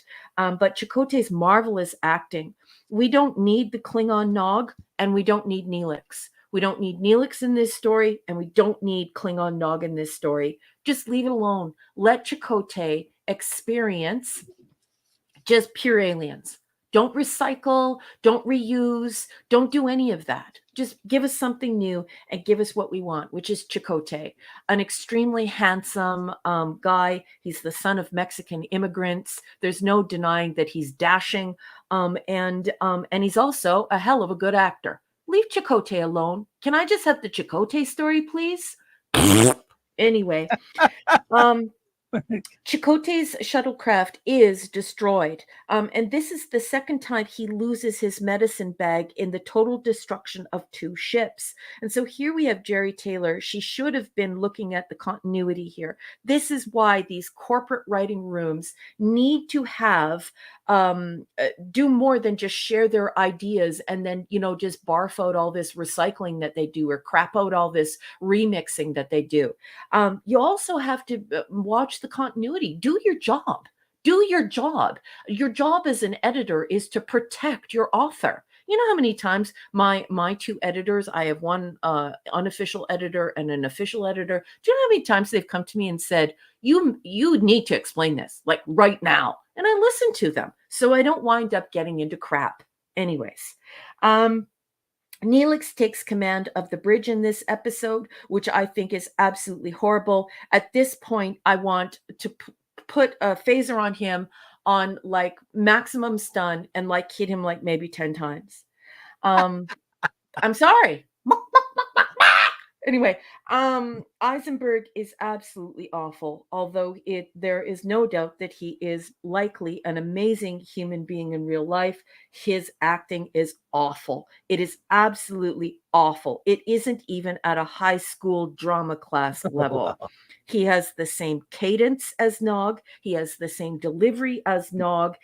He has the same forced cadence. It's totally unnatural. It's completely unwatchable. However, the closing scene is Chakotay with his medicine bag that has been obliterated twice, a bag he never, ever has on his person, ever.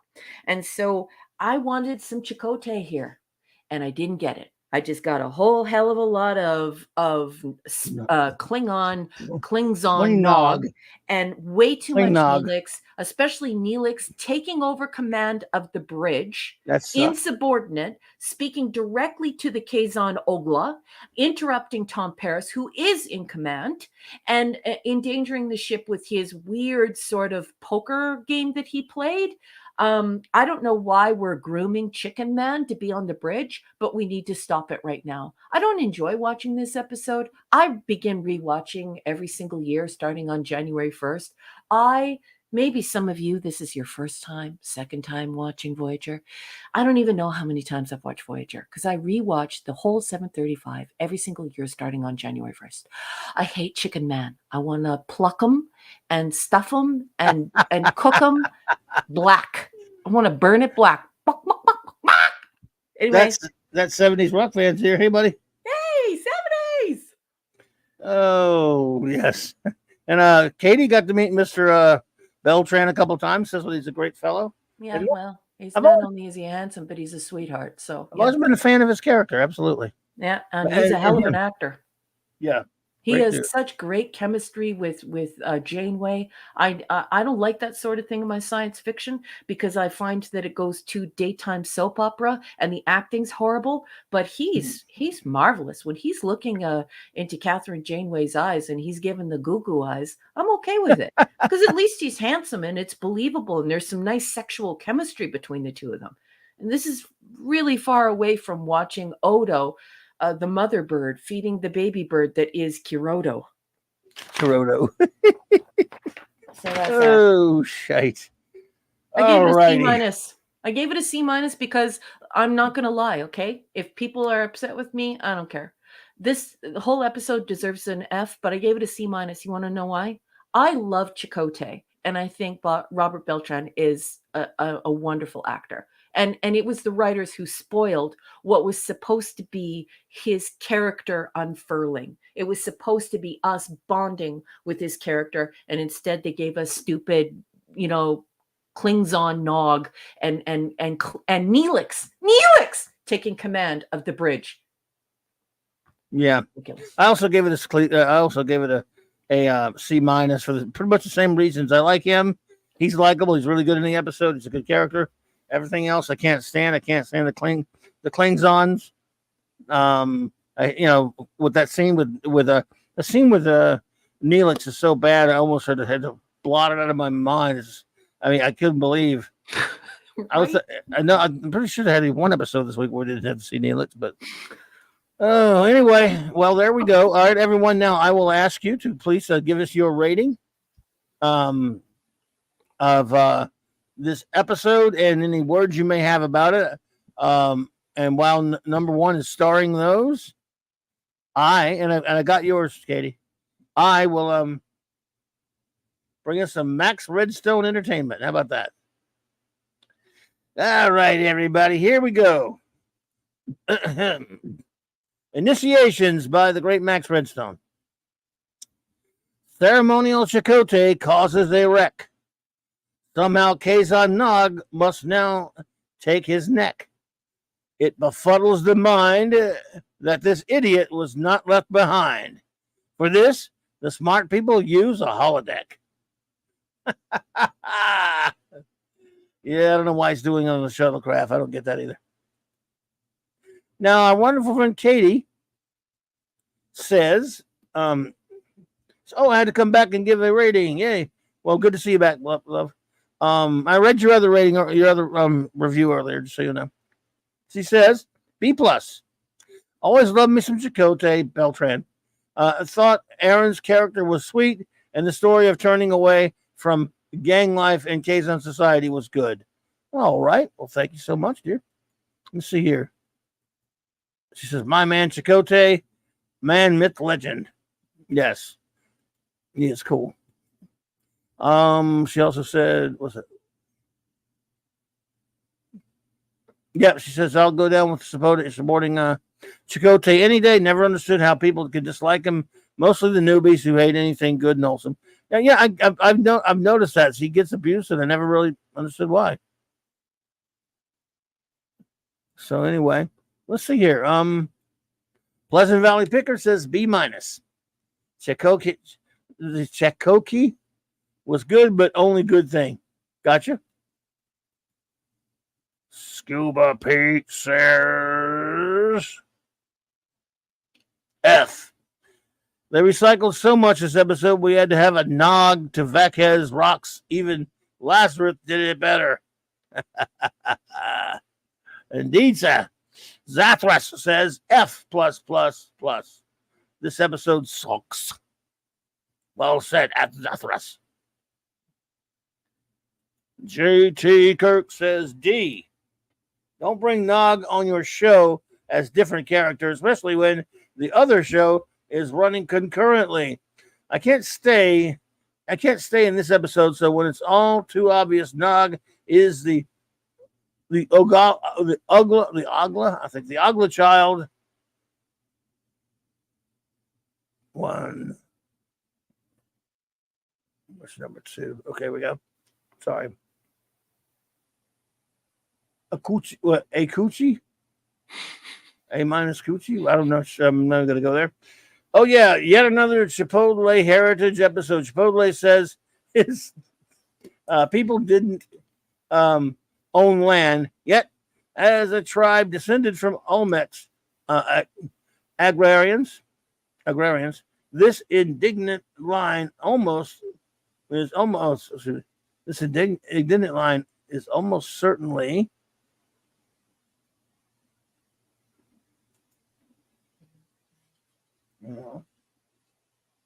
made up by American authors commanding limited knowledge of non-European culture outside of anecdote and trope.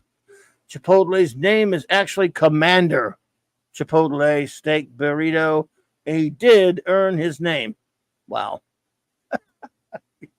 Oh, you crack me up, dude. All right. What? Oh. All right. Linrod says, B. The Kmart Klingons have regained their sunburn. I guess the oogly googly guys forgot to bring their SPF 9001 to the space pool party.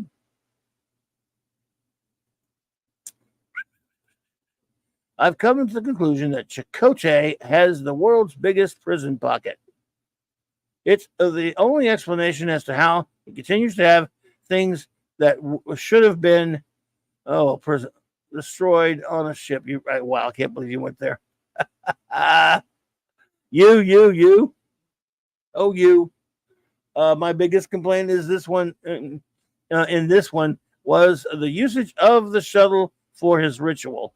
Yeah, I didn't really get into that either. If you need privacy, then why not just lock the door in your room?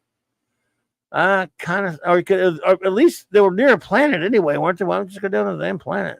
Anyway. I hear you, sir. At least Neelix got a cool moment on the bridge. Really? Oh, that's right. Do you like Neelix, or are you kidding? Also, how many shuttles do they have? Clearly, they must be growing them in the cargo bay. Yes, from the gel packs, I guess.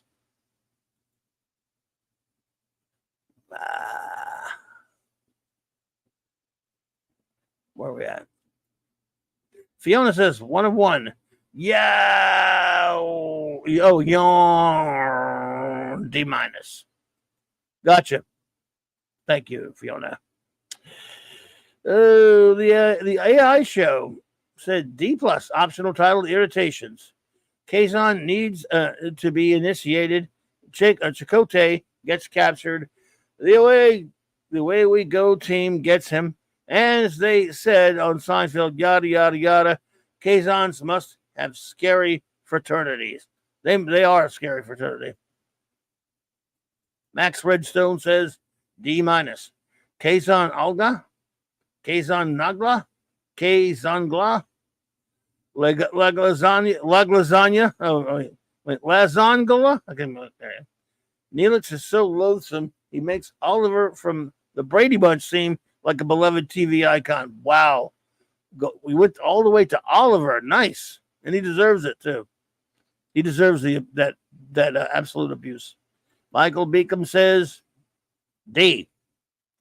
Having seen none of the filth, I still evaluate episodes by my original Trek memories and standards.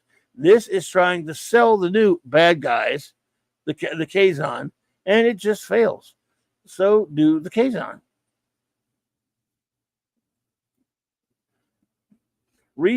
Chakotay, dear Kenneth Biller, writer, if you want to simulate American Indian spirituality, you need to understand that first. You don't. The Kazon are not believable as an interstellar. Hang on. I have to interrupt, even though I know that you hate it, but I have to. I don't hate it. I would like to welcome Tim Shiro. I think it's Shiro. Welcome and good evening to you, sir. Thank you for joining us. We're just doing some Voyager reviews. And I'm going to star your comment, even though it's not a review, so that the boss can introduce you to everyone. Thank you so much for joining us. Oh, great to see you, Tim. And hey, Tim. I would also like to add, too, that while we're talking about this, correct me if I'm wrong, because I didn't actually get a chance to purchase the book because I was having difficulties bringing it into Canada without it being damaged. And I'm not going to pay so much money for a book that's damaged to that extent. But I don't believe that Chakotay is from Earth. Right? Like, I don't believe his tribe is from Earth. I believe that Chakotay's tribe is, and I could not be from wrong, Earth, no. But I believe that they are from that planet that lies just on the Cardassian border, right? I think so. I think so. I believe that his tribe is unique in their experiences on that planet that's in the Cardassian neutral zone, right? And there are several planets where First Nations, Aboriginal, and Indigenous people went to start again, to start anew, to reach out into the universe. So I don't think that there was an intention here for this Aboriginal character to be a part of, let's say, one of the around 650 tribes in Canada, for instance. I don't think that was the intention here. I think that's why they put his indigenous colony on Cardassian, on a Cardassian planet, former Cardassian planet occupied by the colonists. I don't believe he's native from Earth. I don't want to upset people and get people mad at me, but I think that they knew that it was going to be difficult, and it could be offensive to Indigenous and First Nations people to leave one band or one tribe specifically. So that's why it's removed to the planet. Good to see you, Tim. Thanks for popping in, buddy. I know who you are. The whole thing just reeks of some plot requirements they needed for the show being jammed together, says Michael Beacom. Thank you so much, buddy. Let's see. Our wonderful anti-derivative Jill says D+. Aaron's brilliant performance can't save this insufferably derivative species. The culture built upon in this episode is so incredibly hollow, and the ideas behind the Kazon are so one note. This contains one of my favorite tropes where Starfleet has to work with an enemy to survive, but the politics of the Kazon and the values make me want to bash my skull with a watering can. Wow. How did this society flourish when they're all separately tribal with no internal cohesion? They want to copy the Klingons, and while they fight too, they at least have while they fight too an empire. Shameful. And I would just like to echo and amplify Jill's statement, because what it would be in essence would be then the space pirates. So, the Klingon culture was one thing, because they were actually supposed to be the originators, the inventors of things like Shakespeare and opera. But now with the Klingons, the Kazon, you have that full-on savage space pirate that Gene Roddenberry specifically didn't want. So just to echo and amplify that, especially on his birthday. So thank you for that comment, Jilly. Not only can they find no common ground within themselves, but they'll even murder their own children. So no matter how much I love Aaron and Beltran, the Kazon didn't deserve this development. Mm-hmm. They're trying to establish them as being quite wicked and being quite right, fierce, and it winds up being like the Ferengi. I don't think anyone's afraid of the Kazon. No one's afraid of the Kazon. They're terrible. Which is why they started making up other villains later. Yeah, because they fell flat with the fans, just like the Ferengi did. Nobody thought, that Ferengi eat human flesh and all this. That's why they just switched it to bugs and made them goofy and whatever. The Kazon are just as bad. They're the least villainous characters. They're goofy and dumb. Why is Neelix in the captain's chair? Just because he knows something about Kazons?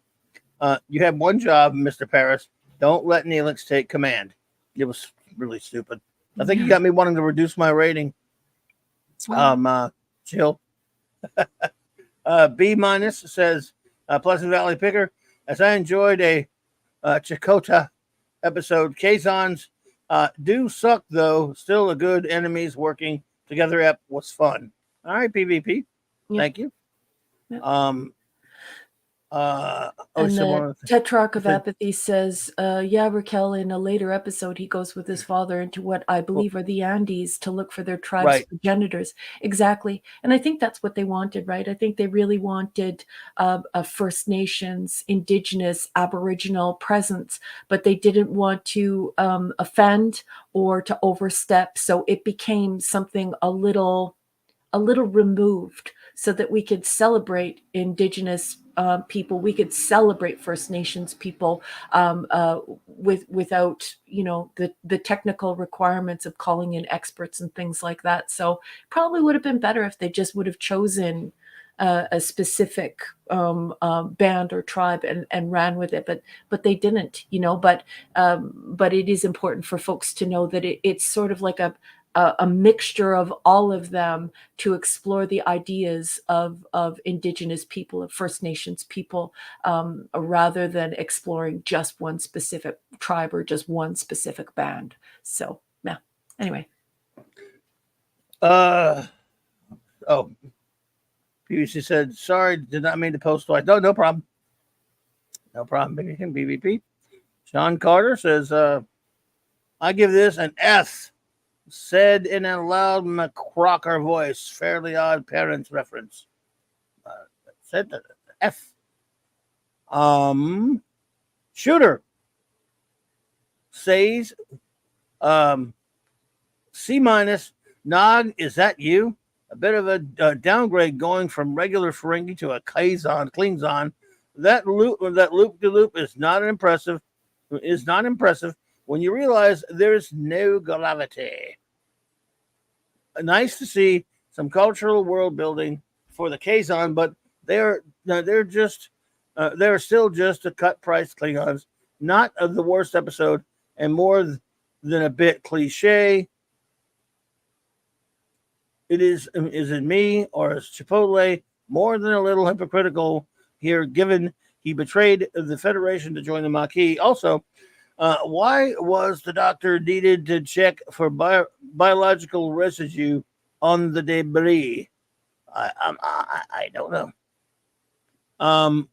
You got me. Enigmatic Drop Bear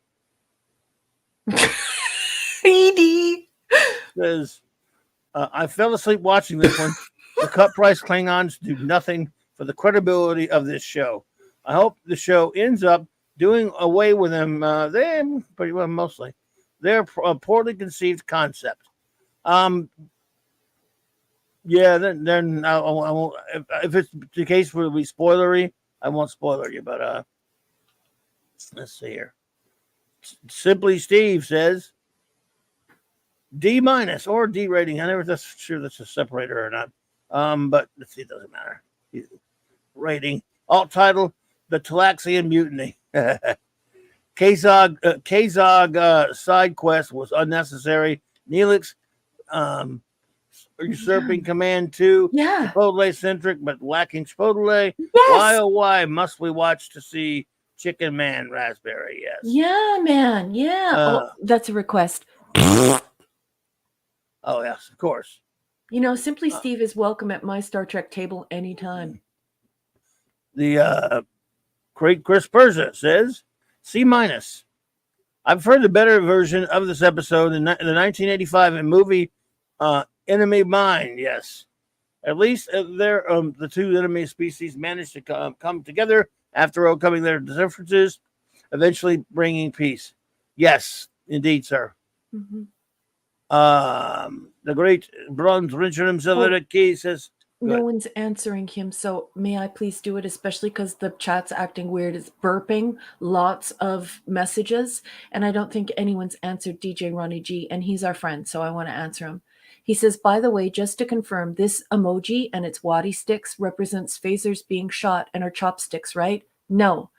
The waddy sticks are from DS9, and they were from a species that used waddy sticks to initiate sexual intercourse, to cheer at different games and competitions, and were also used for something that is not mentioned by this species, but they do like the hubba raising the eyebrows, so goodness knows what they were trying to infer there. It's just DS9 writers acting all, you know, horny and weird.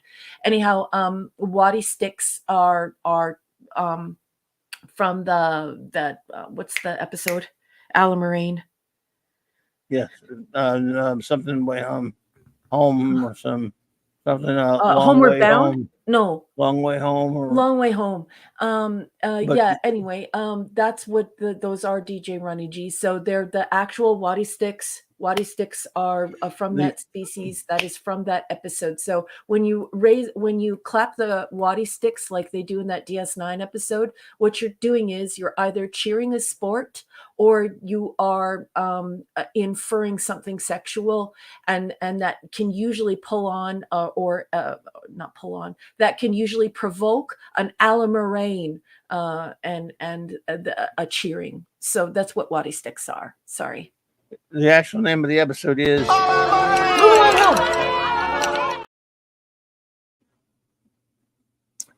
All right.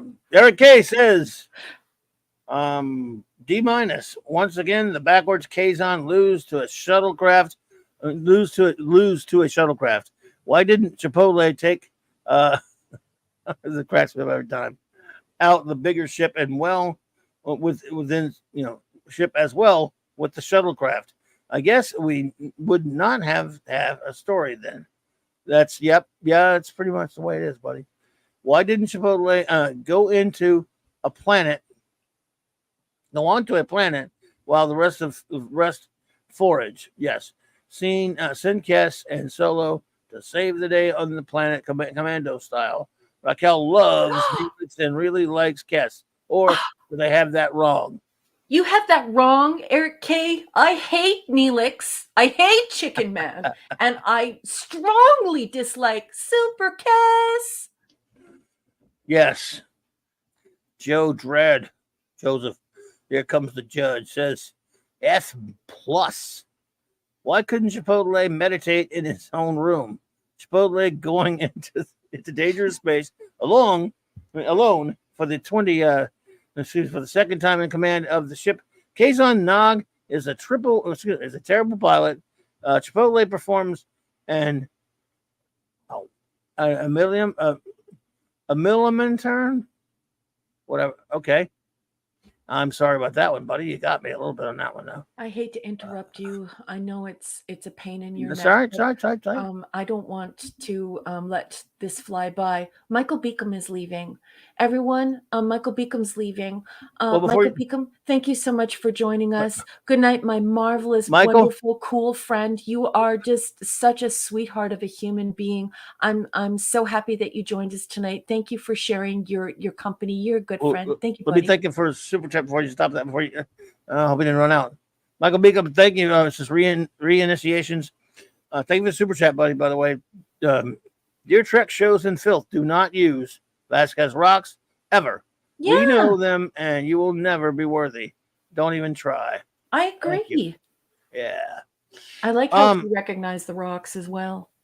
Does Joseph Dredd, who was on after this is his first one. It says 11:05.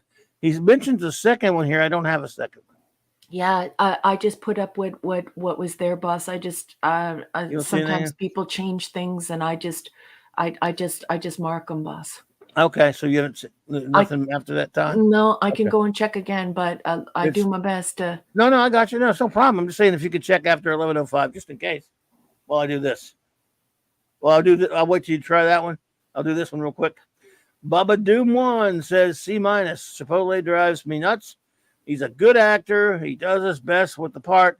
The shining part of this episode is Eisenberg, Captain Nog, forever. So we got an Eisenberg fan there. Well, there you go. Thank you so much for that. I'm gonna read Joe's. At least we'll get his first one. I don't know why he has. You never know how they disappear sometimes. You know what I mean? I hate that happens, and I don't like it when the chat burps. I'm sorry, everybody. Why wouldn't Chipotle meditate in his own room? Chipotle going into dangerous space alone for the second time in command. You already read this. Oh, did okay. So that's number one. Sorry, that's F plus. So it's not there then.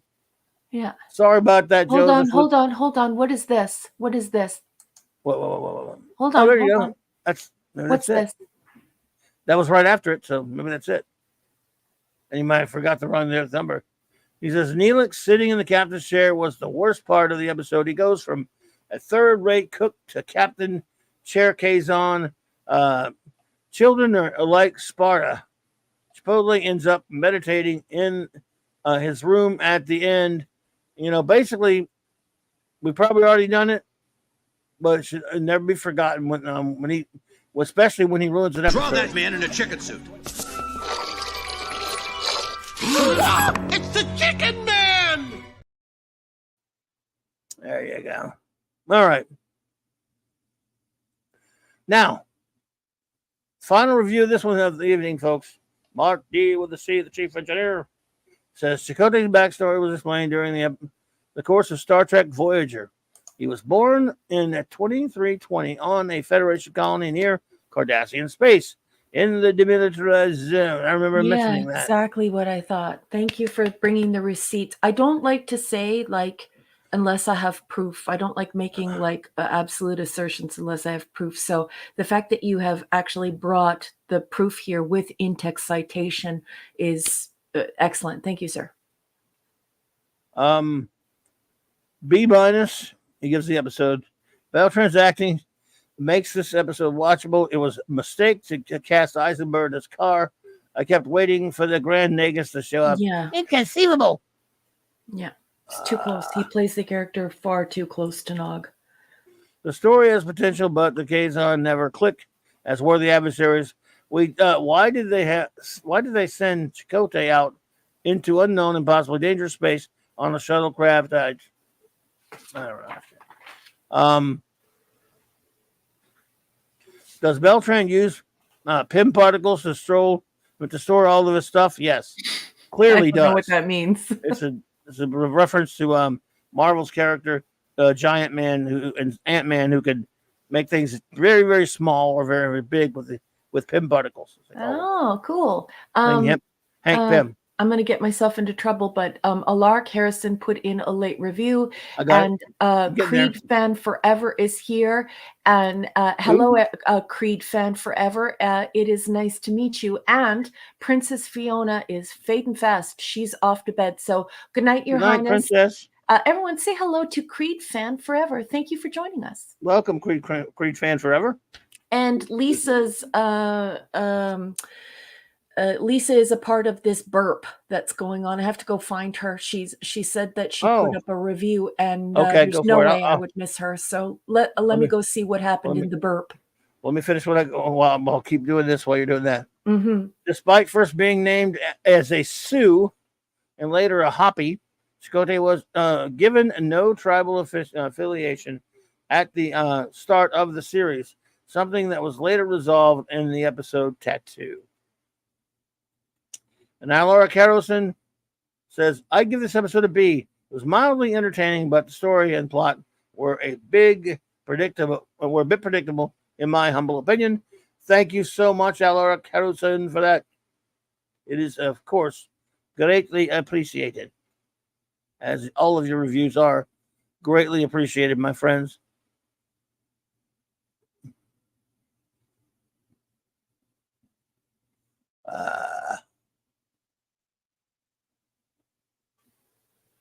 Okay, well, I have a new symptom to report. What? I did hit Lisa here. Like I did star her. So it somehow got unstarred. Weird. Anyway, can you check your folder, boss? You found it? Yeah. Well, it was starred before. I remember reading her yelling because she used superfluous exclamation points. All right. Lisa said, F. Ouch. Hated it. Chakotay's medicine, whatever bag survived. How? In his shorts? Nah, really? Not enough actors out there. They get them on the cheap, I guess, when they go from show to show. Knowing it was Nog wrecked everything for me. Yeah. Set design was cheap too. Yep. Yeah, it's just boring drivel in my opinion. Yep. Right there with you. Cutting corners where they shouldn't cut corners. Like we didn't need to have a whole bunch of the budget go toward the Kazon and these wigs and the heavy makeup and the prosthetics. Make like, especially because we're ripping off Jonah. And I forget what that race was called. What was the Jonah's race again? Who he was adopted by? Begins with a K. Is it a K? There's a strong K sound in it. I forget. But Jonah's people, they were actually scary. And And all we needed to see was the father. You don't need to, have 15 children dressed as Kazon. Spend the money properly. Who's running this show anyway? Anyway. Yeah. Yep. All right, PVP. Have a good night. Good to see you. Have a nice sleep there. All right. Are we ready for our next one? Yes, we are, boss. We are. All right. Seems like I'm constantly chasing myself tonight. Let's do this. Projection. So much activity. We like it. Projections is season 2, episode 3. This is production code 117. So it's going in the wrong order. So the prod order, they produced it in the opposite order. There you go. And then Tellarians. released it to television. Tellarian. Thanks, it's Jill. Tellarian, a T, not a K. Thank you. Well done. This was first aired on September 11th, 1995. And of course, this is the Doctor episode. So we had the Chakotay episode, and now we're going to do the Doctor episode. I'm going to be reading from Wikipedia. It's likely going to suck. The grammar is usually atrocious, and I haven't pre-read it. So extemporaneous reading plus atrocious grammar. Let's do it! Voyager's Emergency Medical Hologram Program, or EMH, the Doctor, is activated due to a red alert, despite the computer's assertion that nobody is aboard. You mean no one is aboard? Jeez. B'Elanna Torres soon arrives in sickbay. She informs the Doctor that the ship was attacked by Kazon and that all except herself and Captain Janeway have abandoned ship. After treating her injuries, Torres transfers the Doctor's program to the bridge using a newly installed holographic emitter there. But the Doctor treats the captain and assists Neelix to defeat a stray Kazon in the mess hall. But then, I hate Neelix. Wait, But Neelix then is he in this one notices too? he is bleeding and feeling pain, neither of which is a function of his program. He's an EMH after all, right? In sickbay, making inquiries with the computer, the Doctor is told there are no holographic programs matching his own, and that he is actually Louis Zimmerman, who we know is the guy who developed the EMH, whom the Doctor recognizes as his programmer. With the computer insisting that the crew of Voyager is only a collection of holographic programs, a new hologram appears in the sickbay and claims to be one of my favorite characters of all time. In a world of geeks, he is the best nerd ever. Nerd! Reginald Barkley! Broccoli's here! Anyway, Yay. Dr. Zimmerman's assistant at the Jupiter Station Holoprogramming Center. Barkley explains that the Doctor is really Louis Zimmerman and that the Voyager is actually a simulation in which he has been trapped and which is inflicting radiation poisoning. To end the program and rescue Zimmerman, Barkley suggests destroying the ship before he suffers irreparable brain damage. Because, at this point, he's trying to convince him that he's Zimmerman, not an EMH. To convince the Doctor that he is Zimmerman in the simulation, Barkley restarts the Voyager program, and the Doctor finds himself reliving the events of the Caretaker when he was brought online. Convinced of Barkley's claims, the Doctor prepares to destroy the ship when Chakotay arrives and gives an alternate story. The Doctor is indeed the Voyager EMH, but his program is stuck in the malfunctioning holodeck. Dun, dun, dun, dun. The crew is trying to extricate his program, and he only needs to wait. If he destroys the ship, as Barkley suggests, it will prematurely end the program, and the Doctor will be lost. Even though Barkley introduces Tess as Zimmerman's wife, the Doctor finally opts to believe in his holographic existence. The simulation ends, and the Doctor finds himself on the holodeck. Chakotay's story was true, and the Doctor is safely returned to sickbay. Yay! Okay, what'd you think of this episode, boss? It was kind of confusing toward the end there, but it's very enjoyable because those two are always great together. Yes. So I found again we get Bark. Well, not really Barkley, but we get to see Robert Picardo and Dwight Schultz. I mean, that's a lot of great acting power right there, boy. Let me tell you, that's outstanding. It's just So this is one of my top notch episodes of the show, and again it was a little kind of crazy at the end there. It was. I just loved it. It was very cerebral, tons of twists and turns, and you know what? What's crazy is I've lost count how many times I've watched this episode, and it never gets old for me. Hey, Claude Stallings here, by the way. Hey, Claude. Hey, Claude. Good to see you, my friend. It's definitely, it's just so entertaining. Of course, again, it's entertaining because these two are just terrific together. Mm-hmm. And I love seeing the world through the Doctor's eyes. And it's so good here because it's like when we see Data's world through Data's eyes. So I love this episode so much. Yep. Hey, Classic Comics. What's up, dude? Yeah, it's good to have one that you could just. I think you do a great job, really, really making you doubt what's going on. But that's what a good mystery is supposed to do. I love it. Yeah, and it was just a lot of fun. Notes? Okay, this is the Doctor episode, and it delivers, folks. I absolutely effing hate Neelix. I hate Chicken Man. He needs to be plucked, stuffed, and baked until burnt. He was not needed in this episode. He should be cut from this episode. Who? Neelix. Chicken Draw that Man! man in a chicken suit. It's the Chicken Man! I'm sorry, I'll stop. That's okay. I love Reginald Barkley. Everyone here knows that he is an official nerd, and I love him to bits. I think that he is a marvelous character, and in real life, as a person, if he were a person, we would hang out all the time. I love Broccoli. Dwight Schultz is a genius. I don't care if that sounds like hyperbole. I love watching him on screen. I think he's marvelous.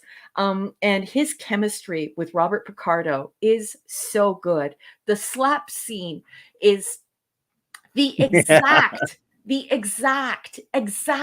TOS comedy that I'm looking for. I don't need this weird, like, let's turn it into a big sex comedy or a big sex romp like I'm watching Laugh-In, like DS9 was doing. But this slap scene, oh my gosh, I don't even know how the two of them hold it together. This never gets old. And I love that for a few minutes, we get to entertain the fact that Pinocchio is a real boy. I just think it's so sweet as we struggle to help the Doctor figure out if he's Zimmerman or not. I just love it. And then I wrote in yelling all caps, yay, science fiction. No fantasy here, just science fiction. It's so much fun. We have some wonderful performances, outstanding performances. There's nothing to criticize here for me. This is just a television show, and I think that this is pretty much as good as TV can get. I love it. I love the trippy trap fun, where you think that it's been resolved and it has not been resolved. He's still confused. And I just think the closing scene is just excellent. And I wrote in my notes, I could easily argue this scene by scene as the very best of Voyager. So I would put this in definitely in like the top 10, if not top 5, of anything made by Voyager. I love this episode. Yeah. Steve, I'll just tell you this. Steve, for example, was asking you earlier, is he the only one that hates Neelix? Well, doesn't he loves Neelix. He says, and why is he the only one? Well, he says, because isn't he being a good actor? He's written to be annoying. Well, yeah, I mean, if he's written to be annoying, he's the most successful actor of all time. Then. But his acting isn't good. But I don't want to. If people like him, fine. But it's question that interests me right here is something without going too far down this rabbit hole now. He says he's also in the minority again because he hates Barkley. He feels like he was created to make fun of us. Here's why I don't think that's the case. Hey, Empress. Hey, said Empress. Mm-hmm. Am I saying that right? And Chris Persia's leaving, boss. I have to say goodnight to Chris Persia. Chris Persia, I love you, honey. Have a great weekend. Thank you so much for being here. Thank you for everything that you do for me and Clobby. Thank you for everything you do for everyone in the 735 Club. We love you, Chris Persia. Good night, sweetheart. Mwah. Good to see you, Empress. Welcome and good night, Chris Persia. Buddy, goodness, thank you for being here, bro. Thanks for all you do. Here's why I don't think he's written or was created to insult, quote unquote, us geeks or nerds or anything like that. The reason why I don't think so is here you have in the 24th century on this spaceship all these people who are the best of the best of the best, and they got by. They really had to be with crazy overachievers in the sense people that are not perfect either by any stretch, but still a cut above your everyday average person because of the time because of what they were trying to show was what the 24th century civilization was like. And being in Starfleet, you had to be a very special type of person, individual. But it just stands to reason that there would still be people who would be socially awkward in a lot of ways, no matter how smart they are. And some of them would end up in other fields. But this shows, what if one does slip through the cracks?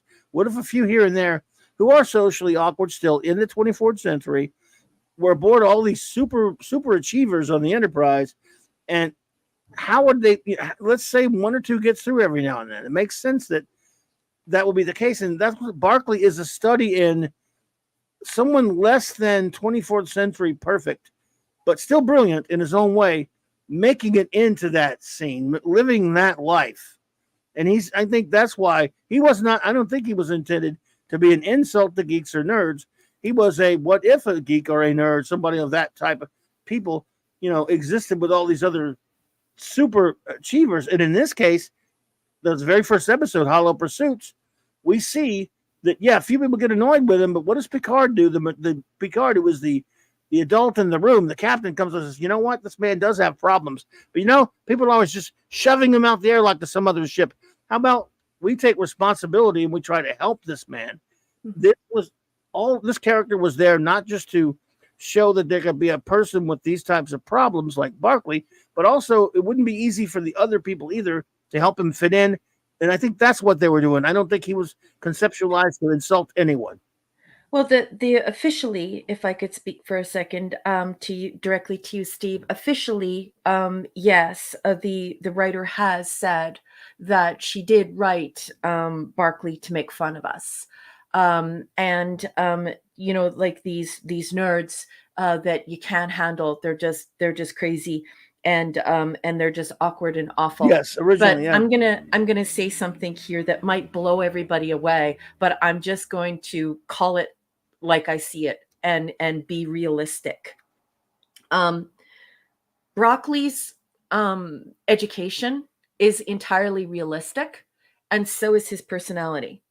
And I wear it as a badge of honor that a bunch of people who moved to Hollywood, probably quit school in junior high or high school, never have been to, they've never gone to college or university, that this is how they see us. This is 100%. I don't have the facts in front of me right now, but I have presented these facts about Barclay and who wrote Broccoli and how that transpired. I have presented all of the evidence on this show twice before. So I can do that. I'm not coming here without receipts. I have receipts for this, and I have presented all of the hardcore evidence before. So I'm just going to keep it short and sweet and say this. Some really popular kids who everyone liked got a job in Hollywood writing for a show with hopes of going to write for big murder shows or CSI Miami or these big Hollywood movies. And they wanted to take a poke at nerds. Not geeks. Geeks have nothing to do with this character. This character is a nerd, okay? And I, as a nerd, take it as a badge of honor that weirdo popular people see us this way. They see academics this way.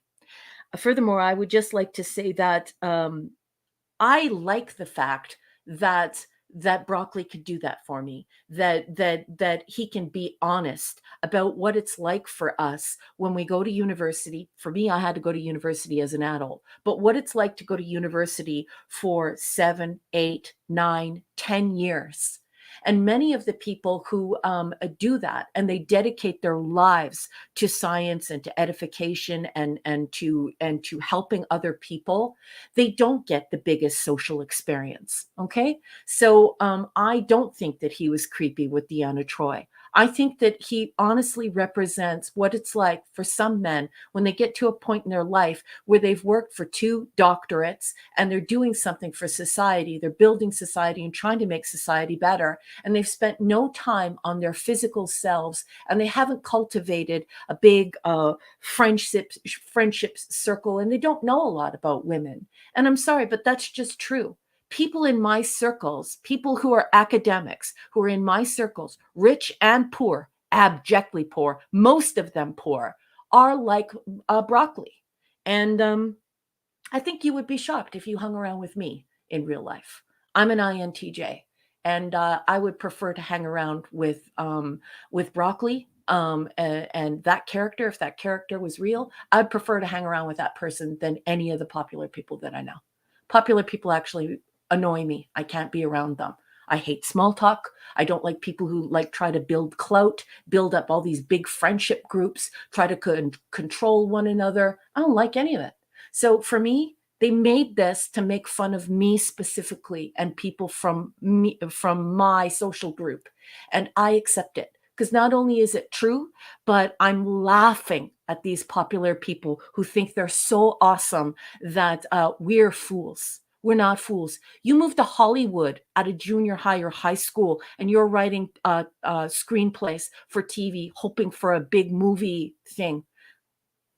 Who am I? I've done something with myself. I've done something with my mind. I wasn't born rich, and I'm not going to die rich. But you know what? I can enrich my mind. I'm the one living Gene Roddenberry's true vision, which is to edify yourself. To edify yourself. And that's my defense of Broccoli. Yeah. Well, there you go. So I guess I was wrong. I think people maybe created him for malicious reasons, but I don't know. I also think there's a lot of simply they used it anyway and changed it anyway to use the character to show that a character with all those psychological hangups could still be productive in the Federation society and in Starfleet. And he became from that, I think he became he was a great character because of Dwight Schultz. But I think he became a great character because of Dwight Schultz and because of that. Yeah. I mean, that was me. Anyway, and Clubby, it's true. You know it's true. Like, how many guys do you know that are like Barkley? They're like Reg. And, you know, and we shouldn't pretend like they don't exist. And having the cool kids make fun of them, so what? I give a crap what the cool kids think. I don't care what cool people think. I don't even care. I don't even care what anyone in Hollywood thinks. But you know what I do care about? That if Reginald Barkley was a real person, he would be a doctor who I could sit down with and have an engrossing and delightful conversation. We could raise a few pints and laugh. And no, he wouldn't be socially, Don Juan. He wouldn't be like, Rico Suave or he wouldn't be Brad Pitt. But you know what? He has his mind, and not everybody's perfect. Not everybody's born popular and can be good with the ladies. He's also a great throwback to Walter Mitty, the great Danny Kaye. So, all right. So notes. I'm finished with my notes. I'm done with my notes, but my rating for this is A++. I believe this is the top 10, if not the top 5, a very best offering that Voyager has ever done. It's a beautiful story. It's science. And I get Reg. I love having Reg. All right, everybody. Well, that is, of course, I give it an A+ as well. I love it. And now I will ask our friends out there in the chat. Please give us your rating if you want, if you have one, of projections and any words you may have. If you can keep it under the 5 range we really appreciate it. And I will bring us some more Maximum Redstone entertainment. Let's see here. All righty then. Here we go. Projections by Max Redstone. The EMH is caught in the situation gone fruity. Mr. Barkley says, destroy the ship. It's your duty. This plot is so lower deck. The only thing Reg would ever want to wreck. I'm going to make sure we do it again since I was a little off because of some of the typeset. It's hard to explain. All right. Projections by Max Redstone. Rereading. The EMH is caught in a situation gone fruity. Mr. Barkley says destroy the ship. It's your duty. This plot is so lower deck. The only thing Reg would ever want to wreck. There we go. Whoa. Thank you, the great Max Redstone. You music meister, you. Lisa gives it a C. I must be in a bad mood. Didn't really like the reality mind tricks. The Doctor is real or a projection, as a storyline is fair, but not my kind of sci-fi. Kess is continually stirring that pot with the doctor. Oh, wow. There you go. Well, thank you. Thank you, Lisa. Appreciate that. I hope you're not in a bad mood, but if you are, it happens. JT Kirk says B. A B. The episode comes too hot on the heels of the Chipotle character episode. A mistake caused by out of order prod and airing between season 1 and season 2. Lieutenant Broccoli was a fun guest. Yes.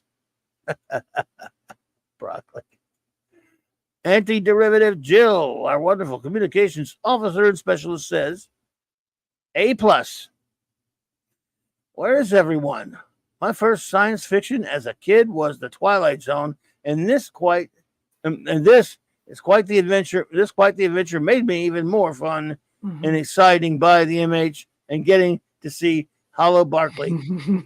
Yes, indeed, and it's a great setup for what's to come. Hey, Jilly. Yippee. My enjoyment is further amplified because the Doctor manifested a delusion to help answer his existential questions by simulating a way for him to feel pain way before, insert spoiler here. Masterfully handled, Jilly. Hang on, Jill. I know we got more down here somewhere. Gotta find your number 3 here, Jill. Hang on. I think that's it. Well, at least on my stupid thing that keeps burping all over the place. That's all we got so far? That's all we have. So, that was 2 of 2. It just burped again. Hold on. No, Jill just said that's it. I loved it. I love you too. Oh, that's 2 of 2. I'm sorry. Why did I think you had a 3? Sorry, Jill. Know. I'm an imbecile. She's awesome. But man, nobody else is writing anything because we only have 12 things starred. 11 now. Yeah, that's it. Shooter says B+. A Doctor episode with Barkley. What is not to love? Yes, it is a holodeck story, but not like the usual holodeck fare we get. True. Also, the Doctor referring to the caretaker as Banjo Man. Yes, I like that.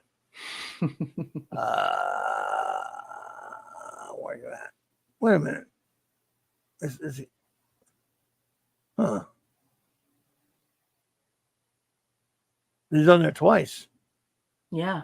I know. I told you that I was telling you earlier, like the chat's doing like bizarre stuff. Like at one point when I was hitting the stars, no problem. It would like burp. No problem. And then when it would burp, it would like flood the chat with dozens and dozens of them. And then put the one that I starred on the marquee. So it's just very weird. Twists and turns that leave you questioning what is going on and trying to speculate as to what is happening. Not perfect, but despite its flaws, it is still quite entertaining.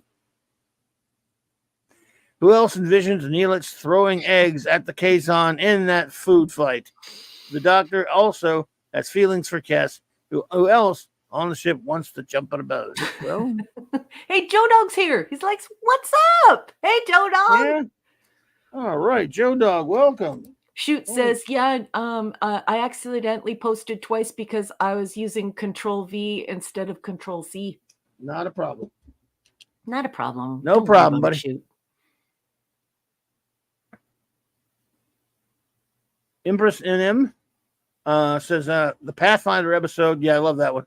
Really sold me on Barkley, using his obsessive tendencies to never give up and finally succeed. That's one of my favorite Barkley episodes of them all, and there are quite a few.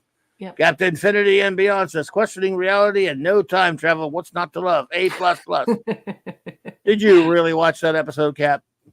It's okay if you didn't, but if you did, great, of course. Linrod says, B. Total mind fudge of an episode.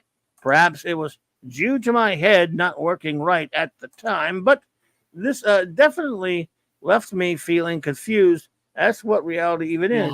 Work was rough that night. No, I did the same to me. And I tenuous grasp on reality that I already had. Love the scene where Neelix. People do write Netflix sometimes. I know. Where Skrillex was fighting the Kazons, fun and funny. Too bad it was just the Doctor's dream and not real. Yeah. Too bad. They really delivered the Doctor's confusion to the viewer. To the viewer. They did. I just wish they made the ending feel more real somehow.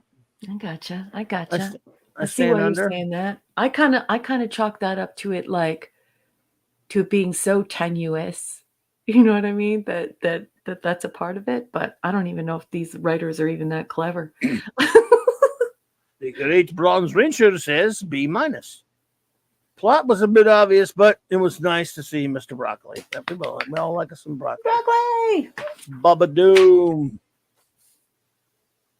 says, "Hey, I'm shocked. My second A is a Doctor episode. Right? Lasky Elam H. Yeah. This was an interesting episode. I think Braga was reading a lot of Philip K. Dick when this was written. Really? One never knows. Yeah. Because, I mean, he usually writes, like, dumb stuff. Like, he's the body horror guy, right? Yeah, he is, yeah. Yeah. Never know what he's reading. Side note, I got to meet Schultz, Dirk Benedict, and Richard Hatch. Greatness. Well, one Saturday morning, they are or were all wonderful folks. That's the A team.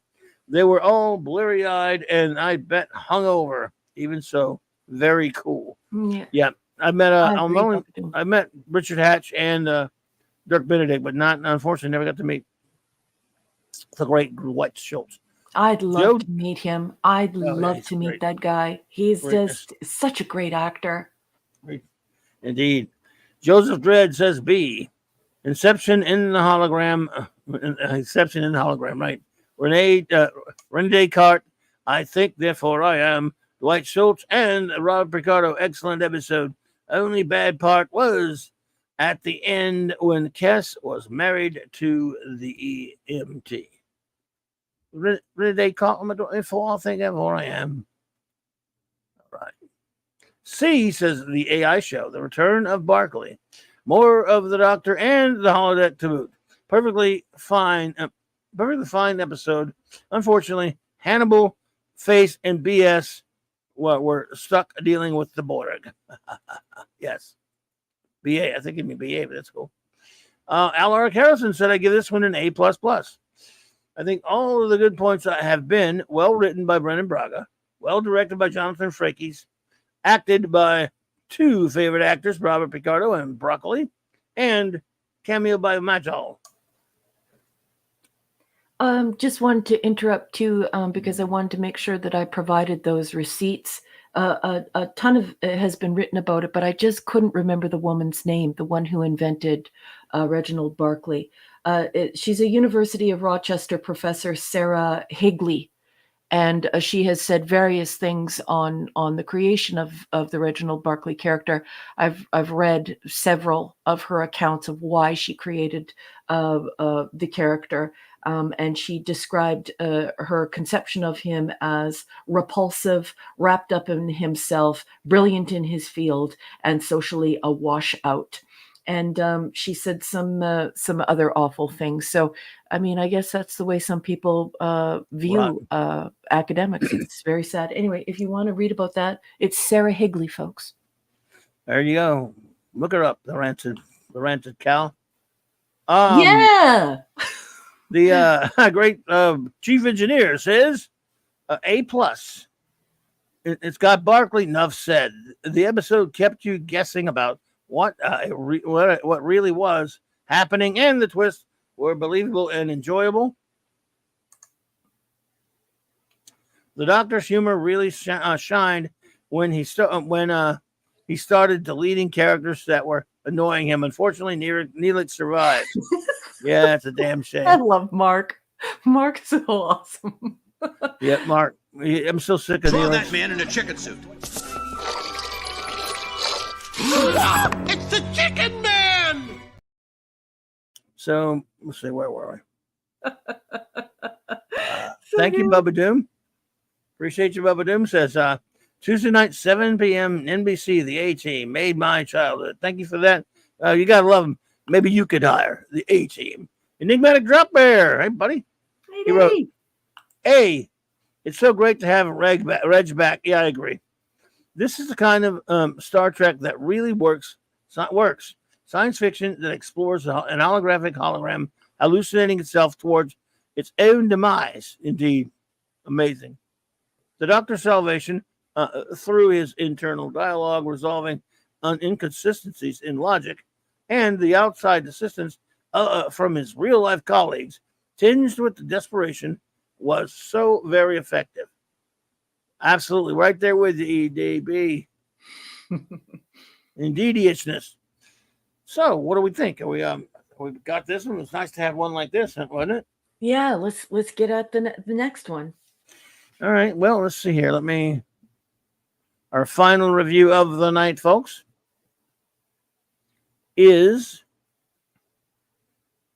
Elogium. And if you will, I will mute for a second. You'll get me some medicine, but I will be you'll be in earshot. So don't worry. I don't know why they decided to use the variant here. It's just eulogy, and I think it's meant to eulogize her possible pregnancy or whatever. I don't know why they chose this. Anyways, it's season 2, episode 4, and it's prod code 118. So once again, we're out of the production order is out of sync with the broadcast order. This was broadcast on September 18th, 1995. I'm going to be reading from Wikipedia. I haven't pre-read it. Sometimes there's stuff that's wrong in it, and the grammar is so bad. So just whatever. We're just going to do it anyway. On stardate 48921.3, USS Voyager encounters a cloud of space-dwelling life forms, and Captain Janeway takes the ship in for a closer look. Of course, Insane Way goes straight to the problem, right? Or to the danger, I mean. The ship is soon drawn in, of course, and engulfed by the swarm of creatures whose proximity disables the helm, controls, and shields. The crew endeavor to escape without harming the swarm, but when the creatures begin attaching themselves to the hull, they wreak even more havoc on the ship's systems. I'm going to put it to the chat right now. Chat, can you name the TNG episode this copies? Do it by the time I finish reading the summary. Anyway, a version of the creatures as large as Voyager arrive, and the crew realize that they have been mistaken for another of the species. The smaller creatures are attempting to mate with the ship. Gee, folks, what TNG episode is that from? You could do it before I finish. When the larger creature attacks, Voyager adopts a position of submission based on behavior the crew observed in the smaller members of the species. Losing interest, the smaller creatures detach from Voyager and allow it to leave. In response to Voyager's exposure to the swarm, Cass, Super Cass, begins eating abnormally, including insects and soil. Well, saves on the replicators, right? And she doesn't have to eat Neelix's food. In sickbay, she has a fever and dangerously elevated pulse and blood pressure, and a tumorous growth on her back. Foreshadowing. She resists the doctor's treatment and locks herself in his office, finally relenting, only to explain to Captain Janeway that she's undergoing the elogium, the Ocampan mating cycle. It means eulogy, and I don't get it. Right? Hello? You got me? Like, am I wrong? Should I take up my dictionary? I'm pretty sure that means eulogy. Anyway. Really? Well, it's a word that sounded weird. But it means eulogy. I'm pretty sure of it. It's not like a word I regularly use in my vocabulary, but I'm pretty sure that's what it means. But I'd need to consult the OED to see if it has an alternate meaning. Anyways, this process only happens once, and it usually affects Ocampa between 4 and 5 years old. But Kes is not even 2. I'm going to say that again. Kes isn't even 2. Gross. 2 years old. Oh, Christ. Neelix and Kes agonize over whether they have children, why, and the ramifications of becoming a parent. Ew. After discussing children and family with Lieutenant Tuvok, Neelix decides he's ready to be a father, while Kes has instead decided against it. Well, geez, I wonder why. Ultimately, because the doctor believes the elogium was artificially induced by the creature's proximity to the ship, it may come upon her again later in life when she is ready. Throughout the episode, concerns arise over shipboard fraternization after Captain Janeway and Chakotay discuss whether the ship is an appropriate place to raise children. Well, you had the NCC 1701D. Ensign Samantha Wildman, played by Nancy Hauer, a beautiful, beautiful lady, announces that she is pregnant by her husband, who is still in the Alpha Quadrant. Poor thing. It's one of the nicest stories in the Voyager. Boss, that's all that the Wikipedia has to say about Elogium. Did you want to speak to this, Boss? Well, one of the things I'm really kind of thankful for about this episode is that I get a very good nap. The thing is, I kept waking up and I had to like rewind several times to go back so I would know what's happening, so I could properly at least know the quote unquote story, which I find completely uninvolving, uninteresting. Seeing Kess stuffing her face, that scene right there, well, this weird crap. It's almost like talking to Mark about clam pizza. I don't know. This is one of those I can't even really get angry. It's like I don't care. It's yeah. I mean, I understand it's ripping off Galaxy's style and Galaxy's Child, but that was a story. This was I got nothing. There's nothing worth of this episode because I walked away knowing I was bored, and bad enough I have to be bored. But at least bore me with some of the other crewmen. Having to watch so much of Neelix and Cass. Neelix is bad. Cass, I don't mind her as much when she's like hanging out with the doctor or doing other stuff. I don't hate her. When it's the two of them though, and the story involves their little weird whatever it is, I usually kind of back out, if you know what I mean. Or I just kind of lose interest. Yep. So I've got nothing for you. I can't even get all worked up about it. Just don't really care. Well, I actually have strong feelings about this episode. Go for it. Strongly hate it. I absolutely effing hate Chicken Man. I hate Neelix. I hate Chicken Man. If you're wondering why I call him Chicken Man, it's because he looks like a freaking chicken. He does. He does. I strongly dislike the botanist, physician, branch of zoology, entomologist, and interdimensional telepath Superkess. Like, the resume grows every episode. Neelix is psycho and scary. This is a violent man capable of extreme domestic, you know what? I can't say it because I don't want to wreck the algorithm, but it's sick and sad. And to watch him snap his crayons and go all violent and weird like that and possessive and you're such an innocent. Yeah. See, like, see, I forgot about that scene. Why am I watching? Anyway.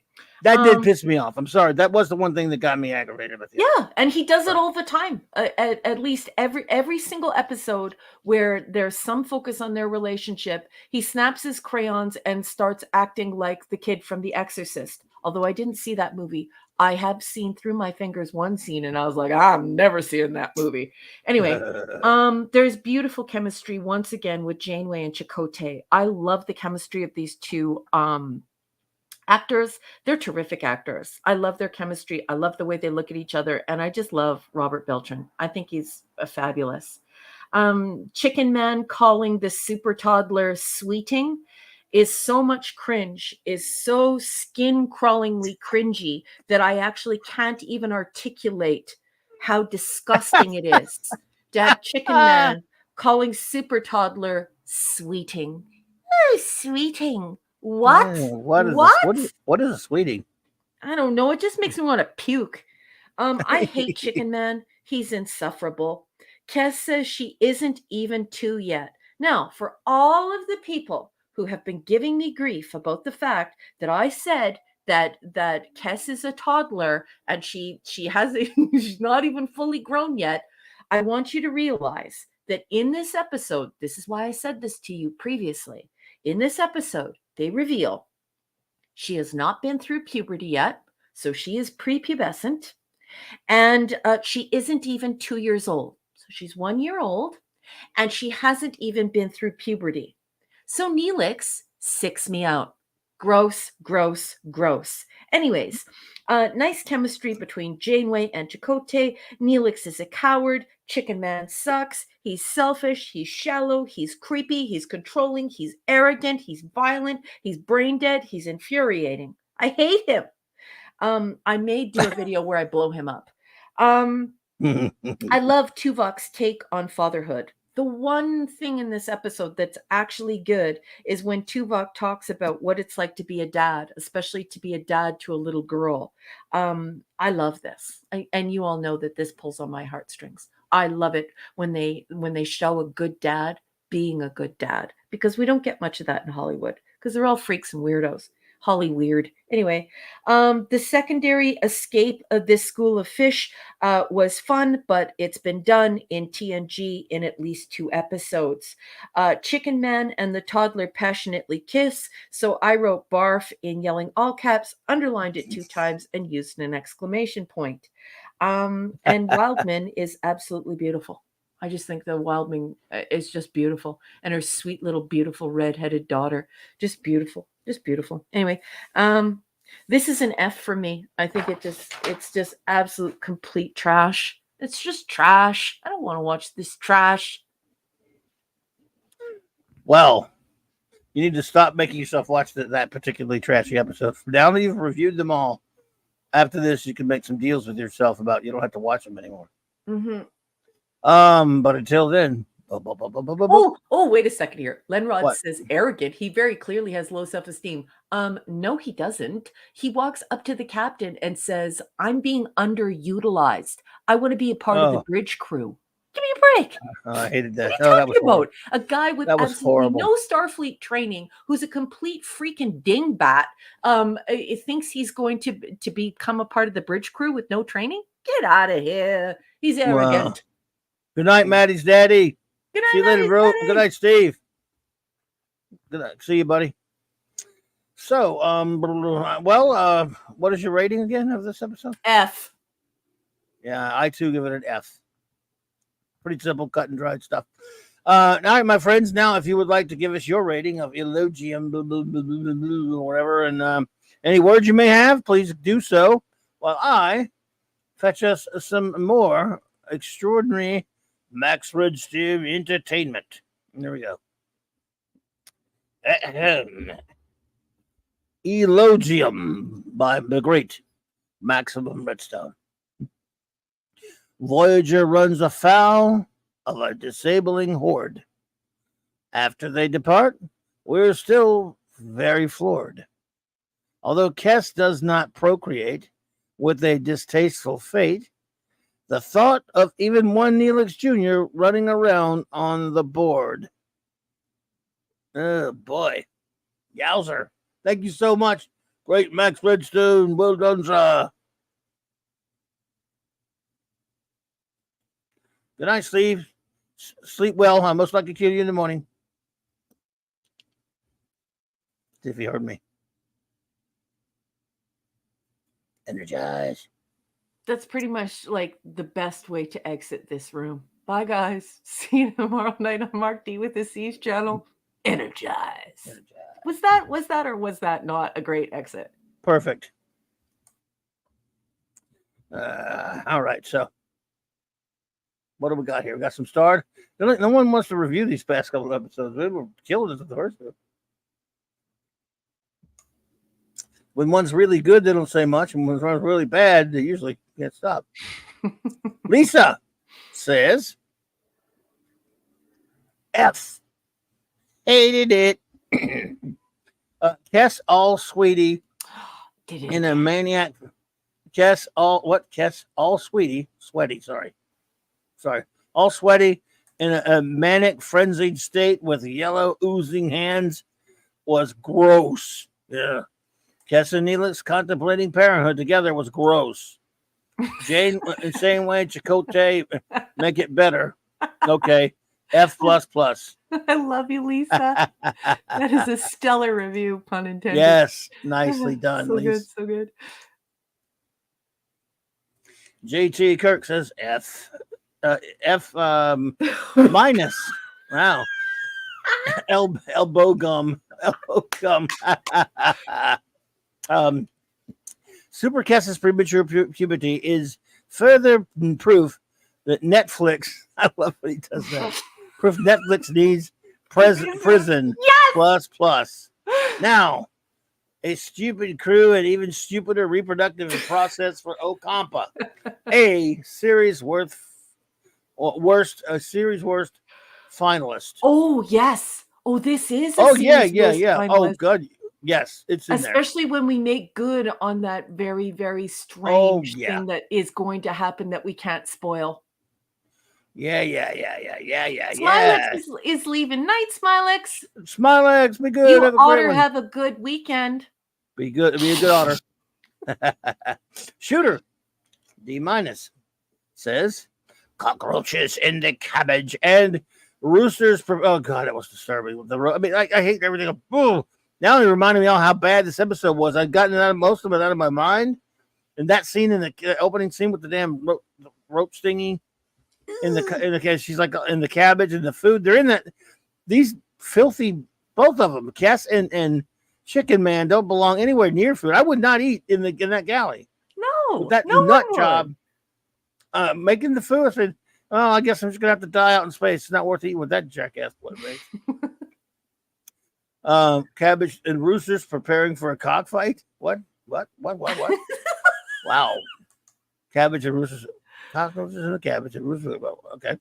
Bangway is all for fraternization. She has her eye on Chipotle for dinner, unlike Kess, who is dieting on roaches. Good evening, Crease. It's so good to see you, my good friend. Thank you so much for joining us. Crease is here. Crease. All right, Crease. Good to see you. I hope you were doing well, sir. Okay, let's see. Where were we? So the Ocampa can only have one child per female. I guess per female. For female, I should say. How is a population supposed to grow like that? Someone has not done their homework, and Ensign Wildman is already pregnant. Is Naomi? Is it the one she's pregnant with? Is Naomi? Yeah, and what happened is that her and her husband had shore leave together before depart, and and she didn't find out she was pregnant until later, and then she also kept it from the captain because she didn't think she was going to wind up in this situation. Naomi Wildman. Yeah. Creepy, a 2-year-old getting pregnant. 1-year-old. Not even 2, yeah. And doesn't Kess look lovely? Someone really needed to stand up and say, "Hey, maybe we shouldn't do this. This one is not for me." I'm with you, Shooter. Yeah. I totally agree. Laura Carrison says, C-. This episode should have been rewritten so Kess is left out, and instead, maybe the space creatures made more threatening to the ship, upping the tension of the encounter. You know what would have kept it fresh? If they would have been able to somehow penetrate the hull. Do you know what I mean?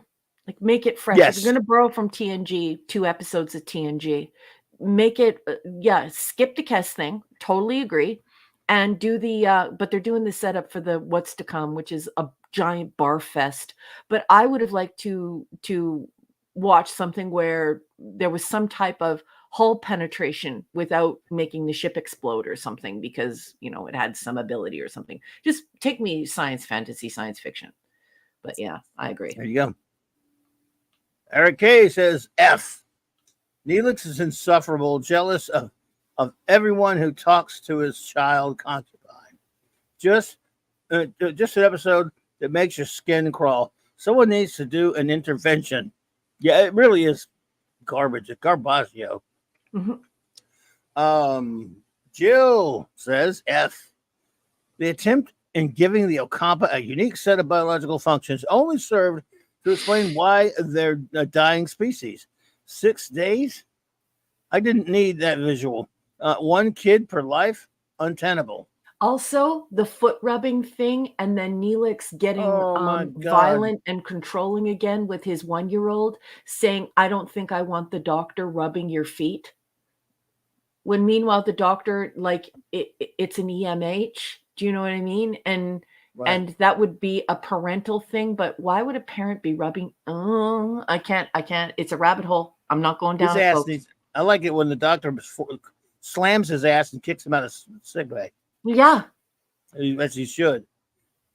While it could be an interesting topic to consider that they may become an intergenerational ship, the execution was gross and unbecoming to anyone who doesn't need to see Kes going into puberty. Yeah, no one wants Absolutely. to watch that. We're good. That was, there we go. 3.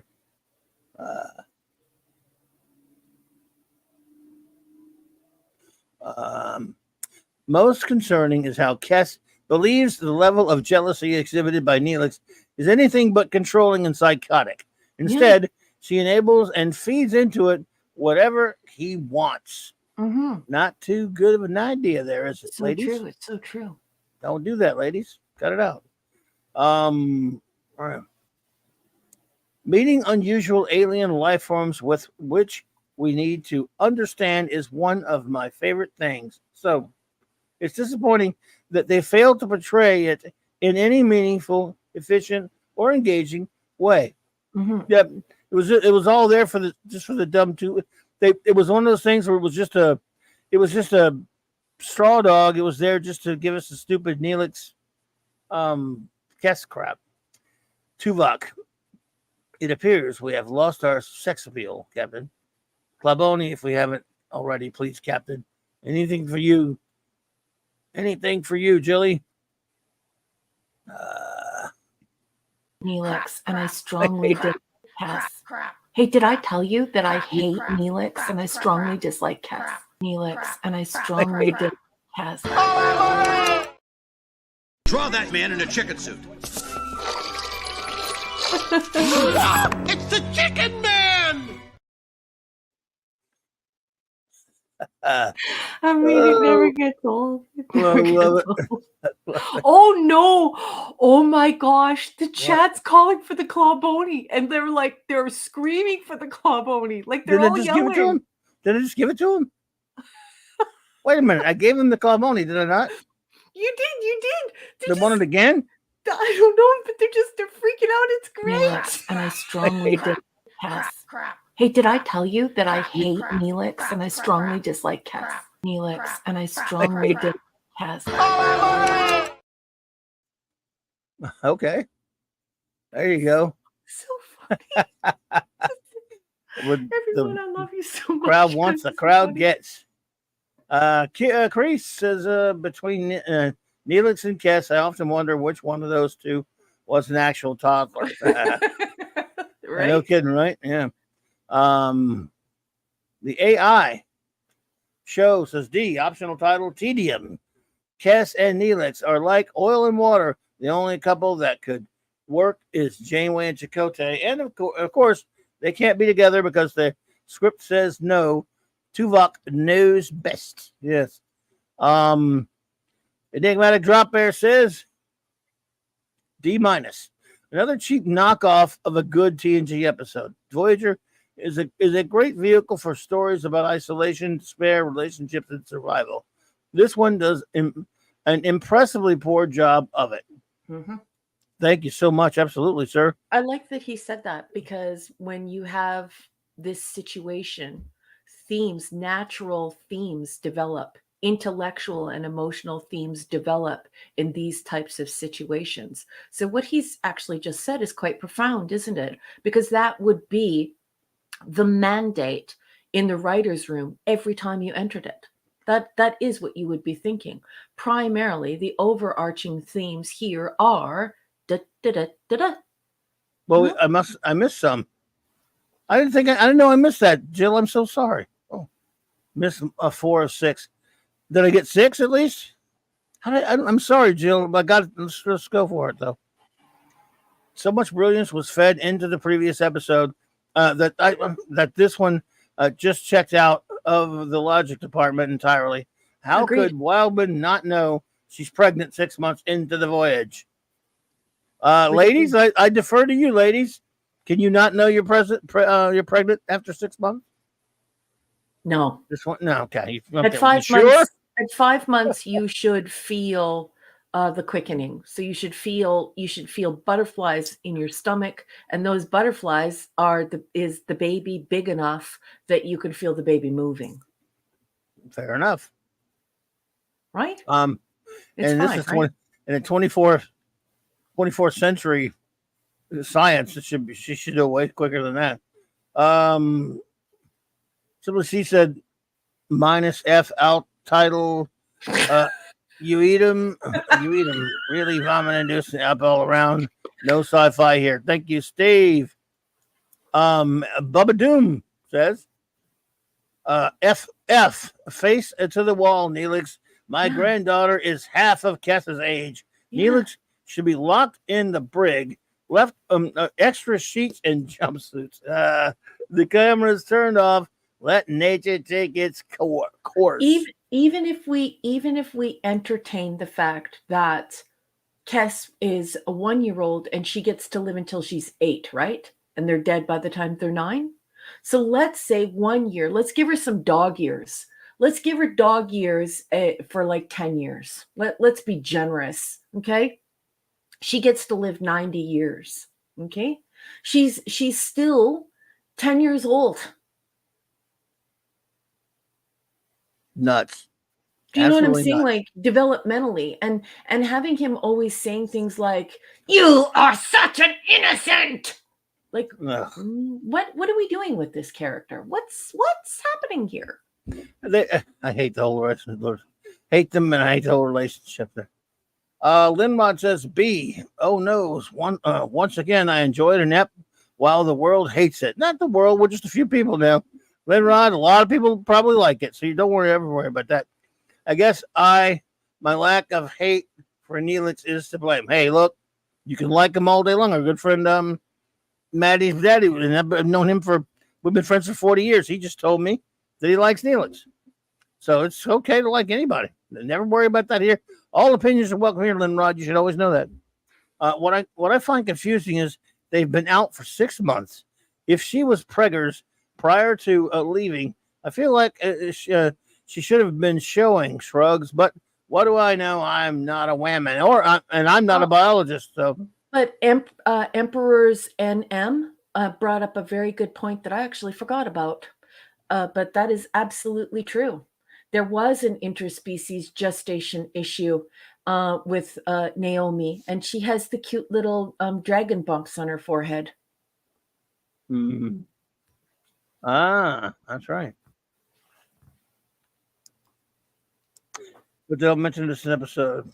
Yep. Okay. They don't mention it in this episode. It's going to be born soon then. I guess, right? End of 9 months. Yeah. Well, there you go. There, I guess. No. Hey, Mark D, you out there with a review or no? And feel free to pop in if you're hearing us.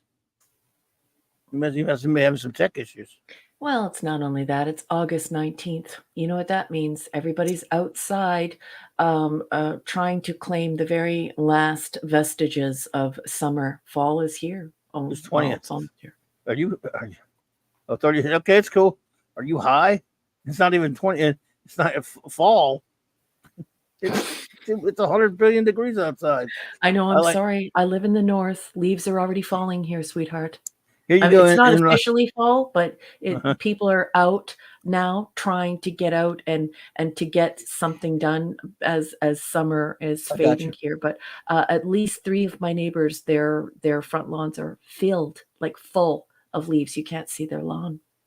Gotcha. I like Alec Harrison says, I like Neelix. He's an okay character, but it's Kess. Kess is awful. Okay. I'm the other way around on that one. I don't mind her when she's not around him. And it's the Kess relationship that makes the Neelix character worse, in my opinion. I definitely understand where you're coming from, Alec Harrison. Mm-hmm. Yeah, sports ball's almost here, Linrod, that's for sure. So we have the chief engineer. And pop in when you feel like it, dude, if you feel like it. Come on in, Mark. He says A++++. This is the greatest episode of all time. I don't know what you're all talking about. I watch it once a week. It's so wonderful. Claude. This is D. This episode was a disaster all around, save for the discussion of fatherhood between Tuvok and Neelix. Neelix. Well, at that point, I was just wanting it to end. Tuvok, I have 3 sons and 1 daughter. I can assure you, she benefits as much from my presence and guidance as I do as my sons do. It is unfortunate that I must be so far removed from them, of all of them now. Yeah, of them now. We should have gotten more stories about the space dolphins who left Earth after thanking humans for all the fish instead of worrying about Chicken Man producing chicken nuggets. Indeediousness. Folks, now you know why Clobby and I have been hanging around with him for a couple of years. He's funny. Yes, indeed, sir. We're done with this episode. Whoa, let's drop this one into the and you've yawned trash like 3 can. times. Let's get the heck out of Dodge. What? Oh, no. That wasn't. I didn't mean to. I'm sorry. Oops. No, honey, you don't have to apologize. If you're tired, you're tired. Darling. No. I'm having some this heat down here at this time of year. It kind of goes through this. It's weird. Go through some heat exhaustion issues sometimes. So any hot, but I've got fans and things blowing on me, which make it even worse, probably.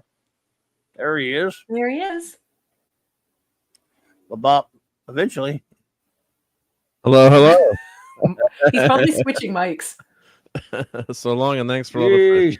I couldn't resist. And thanks for all the fish. Yes, sir. So there you go. Those were some episodes, were they not? Yeah. Well, at least we had one that everyone seemed to agree they all liked. I mean, some of them I didn't think they were as bad as but that's overall I think it's much better than DS9. But yeah, there's some clunkers. Yeah. Next week, folks, these are the episodes. For we've got non sequitur, but I don't really know what that means. Be quiet. I thought you'd like that one, man. I thought that would be good academic humor, but I guess not. It's not. Come on. I guess it wasn't. It wasn't all intellectually as enough of men, because your primitive brain can't understand things like chemicals and molecular structures, and then that's from a movie. That's from. Remember, Mark, you got to know that movie. Army of Darkness. Come on. Oh, of course, an Army of Darkness. That's one of the most quotables ever. There. When you say your primitive intellect can't understand things like molecular structures and things and stuff. All right. Oh dear. Anyway, so we have episodes. Also, well, they always like these titles like Parturishi or whatever. Persistence of Visions and Twisted. The thing is that they're so pretentious, though, because they really don't follow through with, like, sometimes people in the chat, like they come in like an army, and they're like, that word doesn't even apply to to the episode. It's just like, okay, I'm gonna go get my thesaurus. I'm gonna choose a word, and then people will wanna, what? Don't do that. Shin kicks. Your agonizer, please. I'm going to row for you. What should name an episode Thesaurus? Oh, you are cheeky, Clobby. The green bird of the galaxy, folks. The man himself. He's been gone. Can't believe it. He was like 32 years. Mm-hmm. It's crazy. Something crazy like that. But he gave us so much, folks. So we celebrate Star Trek here. We review it, yes. And we'll rip the crap out of these things, but fortunately, none of the, he was not responsible for the ones we're ripping up now. But that's for sure, yeah. But he did give us Star Trek, and we appreciate it. So, Brian Hepburn, hello. Thanks, Gene.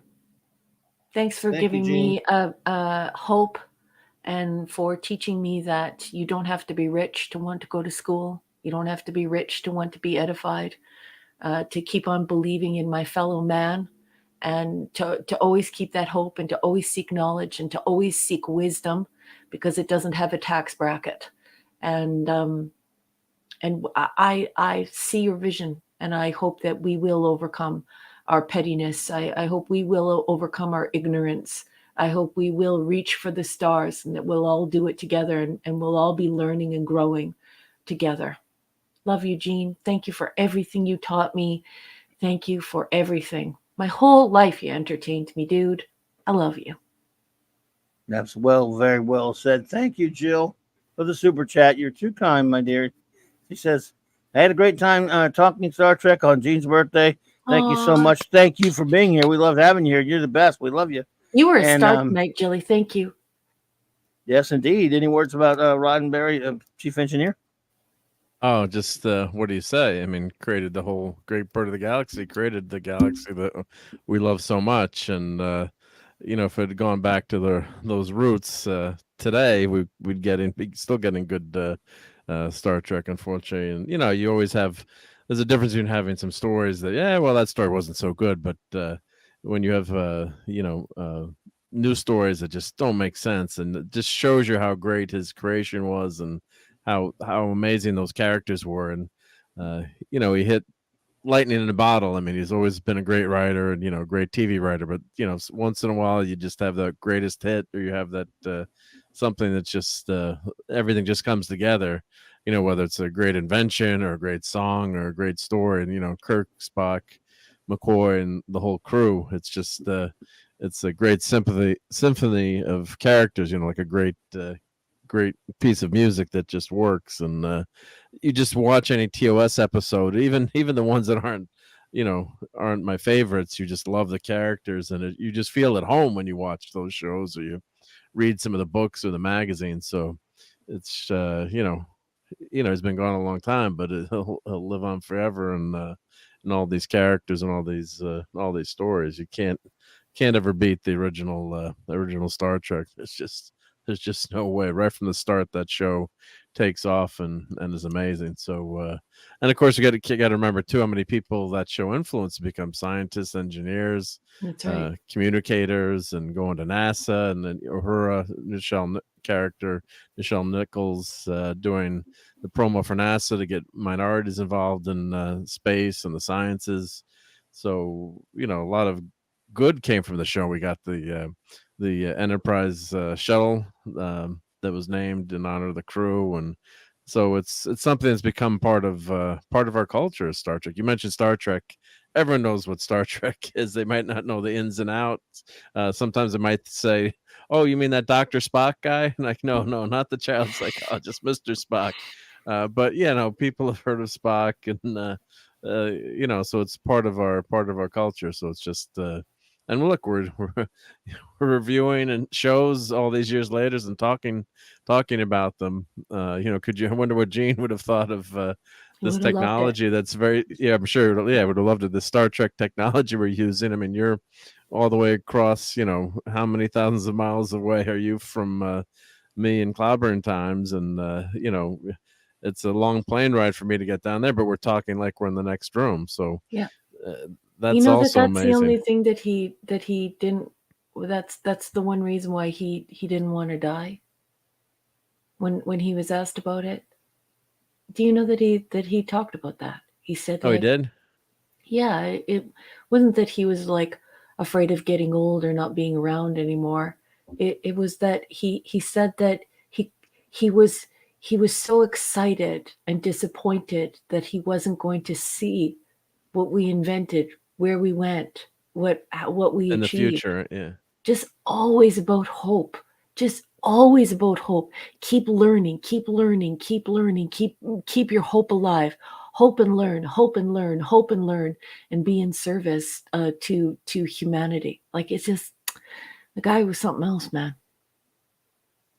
He was genius. Yeah, yep. That he was.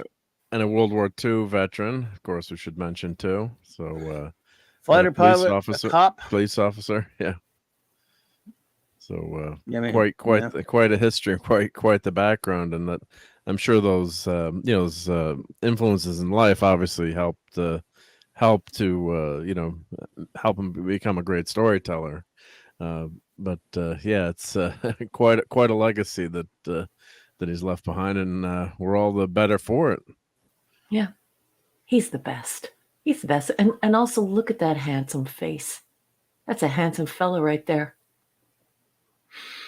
He was. Well, Clobber Thompson aren't going to judge, but yeah, I'm just kidding.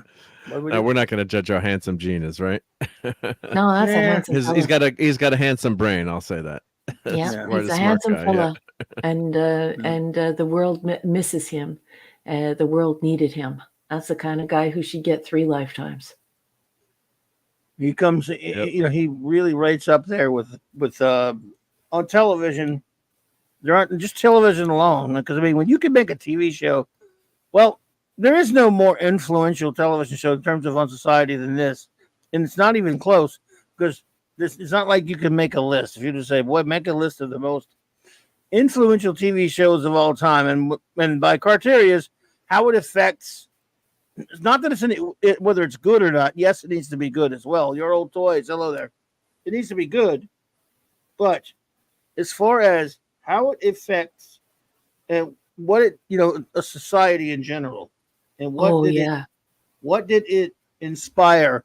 Yeah. What did it create? Other than just, because there are many great TV shows, and someone said, "Hey, did you like Columbo?" Good God, yeah, Peter Falk was terrific. You can create a lot of conversation about how great he was, but the whole conversation is going to center on how entertaining the show was. Now, someone might go, "I wanted to become a detective after that." That can happen, but it's still fairly. It's like maybe you're outlier here and there, and some cop shows made some people want to go into law enforcement because TV shows have an influence on us, especially when we're young. But and even to become doctors, different things like that. But for the most part, to become a cultural phenomenon, to inspire the minds and the hearts of people to want to see the human race evolve and make it out of all of the bad problems that we're facing now, to maybe, just maybe, become something better, to become, to survive all of these things, and to reach out into the stars. And in other words, I'll wait. Make the list of the shows. There are a lot of great shows, but that's not what the list I'm looking for. The ones that have people thinking about the stars. Yeah, and I don't think that I agree with you, Clobby. I don't think that many people or anyone can say Stephen Hawking was inspired by my show. I don't think I think there are very few people who can say, yeah, when Cooper was interviewed on his cell phone, inventing the cell phone, and he said it was from Gene Roddenberry's communicator. When he saw Kirk's communicator, he just knew he had to, put the guts in it and make a cell phone. I agree with you, Clubby. I mean, I think it's okay I think it's amazing, actually, to inspire people to do what's knowable, but not that which is not known, to push into something different. And yeah. I mean, let's say if you like the TV show and made you want to write TV shows, that's great. But that's inbred. But however, if a TV show made you want to become an engineer or an astronaut or work in some other kind of a basic or a philosopher, which is what this show is, or a futurist or whatever, how many shows did that made you want to just think about the future and then also got so ingrained into your heart and your mind that you wanted to live as an evolved being, like they do in Star Trek. That you like to think of yourself as, as Gene Roddenberry wrote his better characters like Kirk, Spock, and McCoy. Your everyday life, you brought that with you. The only other thing I can think of is comic books did it in a way, in a sense, because you wanted to aspire to be like certain superheroes who hold up heroic ideals. The ideals that Roddenberry put in this show. A lot of people, even people who there are a lot of people that did not necessarily inspire their careers, but their ideals it did. And they're telling people, why is Star Trek special? And they would tell people because it makes you hope that we can be better. In 300 years, we might be like them. Now, as a fan of science fiction and other things like that, I don't mind the dark stuff. The dark stuff is more prevalent because we tend to be negative sometimes as human beings and stuff. For example, there's absolutely no reason why I should love Blake 7. It's bleak. It's nasty. It's 1984.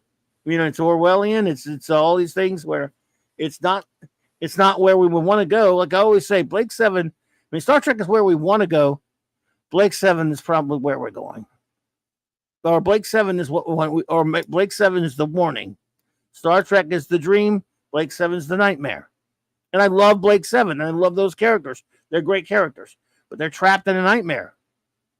Whereas the characters in Star Trek are in a dream. And who would rather... what are you going to pick when you wake up in a cold sweat? Would you rather have the nice dream that night before or the terrifying nightmare? Well, we all know the answer. So that's why you said that the delta is twisted sideways on Blake 7. Whether or not it's intentional or not. But back I used to want to write a story about how the Kelvin and all that stuff. You know how the Andromedans invaded in Blake 7. I always thought, the Federation. I don't know why they blatantly ripped off that delta and pushed it on its side. Maybe they were saying something. I don't know. But they did do it on Blake 7. I mean, and it is 1,000 years in the future, not 300. And I'm like, it's basically saying, hey, look, that delta stands upright in Star Trek. It got kicked on its side in Blake 7. Oh, yeah. And this man wanted humanity to just to make it. Mm-hmm. Yeah, because there's other shows like talking about how popular shows or influence shows have, and like growing up, Happy Days. Everyone wanted to be like the Fonz, but no one. That's just like as a kid, you look up to the Fonz, or you admire a character, but I mean, you didn't have. Or maybe there are Happy Days conventions. I don't want to speak out of turn, but not the cultural importance that you had with Star Trek, and like as you said, people. Just wanted to emulate these characters in some ways by getting to the sciences or the space program. Like MASH was a very popular program, Magnum PI, or we have Dwight Schultz on the A-Team, listing some of the shows you had as kids, you loved as a kid, but that was more, something that you had like you said, I'm gonna pretend I'm, Murdoch today or whatever, you're playing with your friends kind of thing, but not like, I can't, I want to become, so-and-so growing up, or, maybe I did want to drive a Ferrari and live on Hawaiian Island and have a big mustache, but, yeah, but, the Star Trek's a whole other level. And, I don't think it can be equaled in terms of that. I mean, Star Wars is a different kind of cultural phenomenon, more in terms of, maybe space fantasy, or, people get interested in space. You never hear about someone saying they want to become a space smuggler, or, you can't be a Jedi Knight. Work. Yeah. It can't really be a Jedi, but you can be an astronaut. Yeah. And a physicist and all these things, and a doctor, and a psychologist, and a philosopher. So yeah, there's nothing like it. There'll never be anything like what Gene Roddenberry created, and the fact that it was for a mid-60s TV show. We'll get out here in a second, but I'll just push one other point. When Raquel and I were reviewing the original series a couple of years back now, one of the things I set aside in the first two seasons, I wrote some notes down, believe it or not, something I kind of wanted to mention in an episode. Almost not everyone, but almost everyone. Raquel might remember. I would have something called concept, or something like characters, different things like that. Things that were standouts about the episode, because I'm like, the reason why I wanted to push it home was because, remember, this is 1966 on TV with the Beverly Hillbillies and Gilligan's Island, all these fun shows, and they're talking about things that that nobody could even. You find a way to talk about. He found a way to talk about them. I'm talking about scientific ideas that, I mean, he had to find a crazy, creative way to talk about these ideas that no one was doing it. And again, that we take for granted now because we've been watching science fiction and reading science fiction for 50, 40 years. Some of us 40 years, 50 years, 60 years. Some of us even 20, 30 years. So there's almost nothing that can surprise us now. But in 1966, I guarantee you the average intelligent adult who might read a little bit of science fiction here and there and maybe read comics and stuff that were pretty creative and pretty up to speed with stuff, when they see something like Star Trek come on in 1966, and they're like, oh my God, this is not Lost in Space. And this is a mature, intelligent science fiction show not talking to me like I'm an idiot. Yep. And in fact, showing ideas. Like I might have thought that I might have read that in a novel, a Heinlein book or something. I'm seeing it on TV, on television. That's just ridiculous. In 1960s, that's why I always made sure that that's something that's so groundbreaking that was on a television show at the time. Yeah, I think so too. Yeah, it's pretty incredible. And the only other guys who came close to that level in terms that had to do with the imagination. A term I use in imaginative media is what I used to always call it. Were guys like Gene Rod. Other than Roddenberry, were guys like Rod Serling, Leslie Stevens, of course, the great Patrick McGowan, and a few others. And some people across the pond. Stuff like that with some British TV shows. So anyway, how about we get out of here and. Yeah, I just wanted to say that, I agree with you. I think it's a pretty incredible thing, especially when you start thinking about the cage being 64. Like the likely timeline would be 1964 for the cage. Yeah. And this is when he's cogitating. These are when his ideas are coming out. And then the craziest thing, a learning confirmed in the Paula M. Block text that these ideas originally came written on napkins and receipts. He had these ideas, and he had like 10. Is it 10? I'm pretty sure it's 10. You guys know I don't like to speak without in-text citation, without the sources, but I think it was 10 that he had, where he went to them, and those were fully formed ideas. There was no writing team that was helping him do that. He went there with these 10 incredibly special ideas in addition to the cage. So he had the cage. They said, this is too smart. This is too esoteric. This is too cerebral, too esoteric. We can't do this. Plus you have a woman in the military. That won't work. This is 1964. And then he goes back and comes up with a whole new idea and 10 of these amazing stories on napkins and receipts, small bits of paper, and the way he tells those stories to those people, they realize they're in the presence of a genius. They know this guy is going to take them over the finish line with these beautiful stories, and it happened. Thank goodness it happened. Indeed, for sure, absolutely, absolutely. Thank goodness it happened. Sam Messiah, what's up, buddy? So we're going to go ahead and get moving now. But no, so number one, I will turn over the floor to you. Please hit for closing words. Well, thank you so much, Captain. I want to thank everybody in the chat for your marvelous participation this evening, for your company, for your conversation, for your jokes, for your puns, for just your ideas, your minds, your personalities. Thank you so much. It has been such a pleasure on behalf of Clobby and I and Mark as well. We want to thank you for spending time with us and for everything that we created tonight. With you. We're nothing without you. So thank you. I want to thank all of the wrenches tonight for your assistance and for helping to guide the 735 and build this community, build all of these Clobberooskies. It's pretty sensational. I want to thank all my Patreon subs. I have another book coming out, folks. If you didn't purchase my first book, it is classic episodic science fiction, short stories.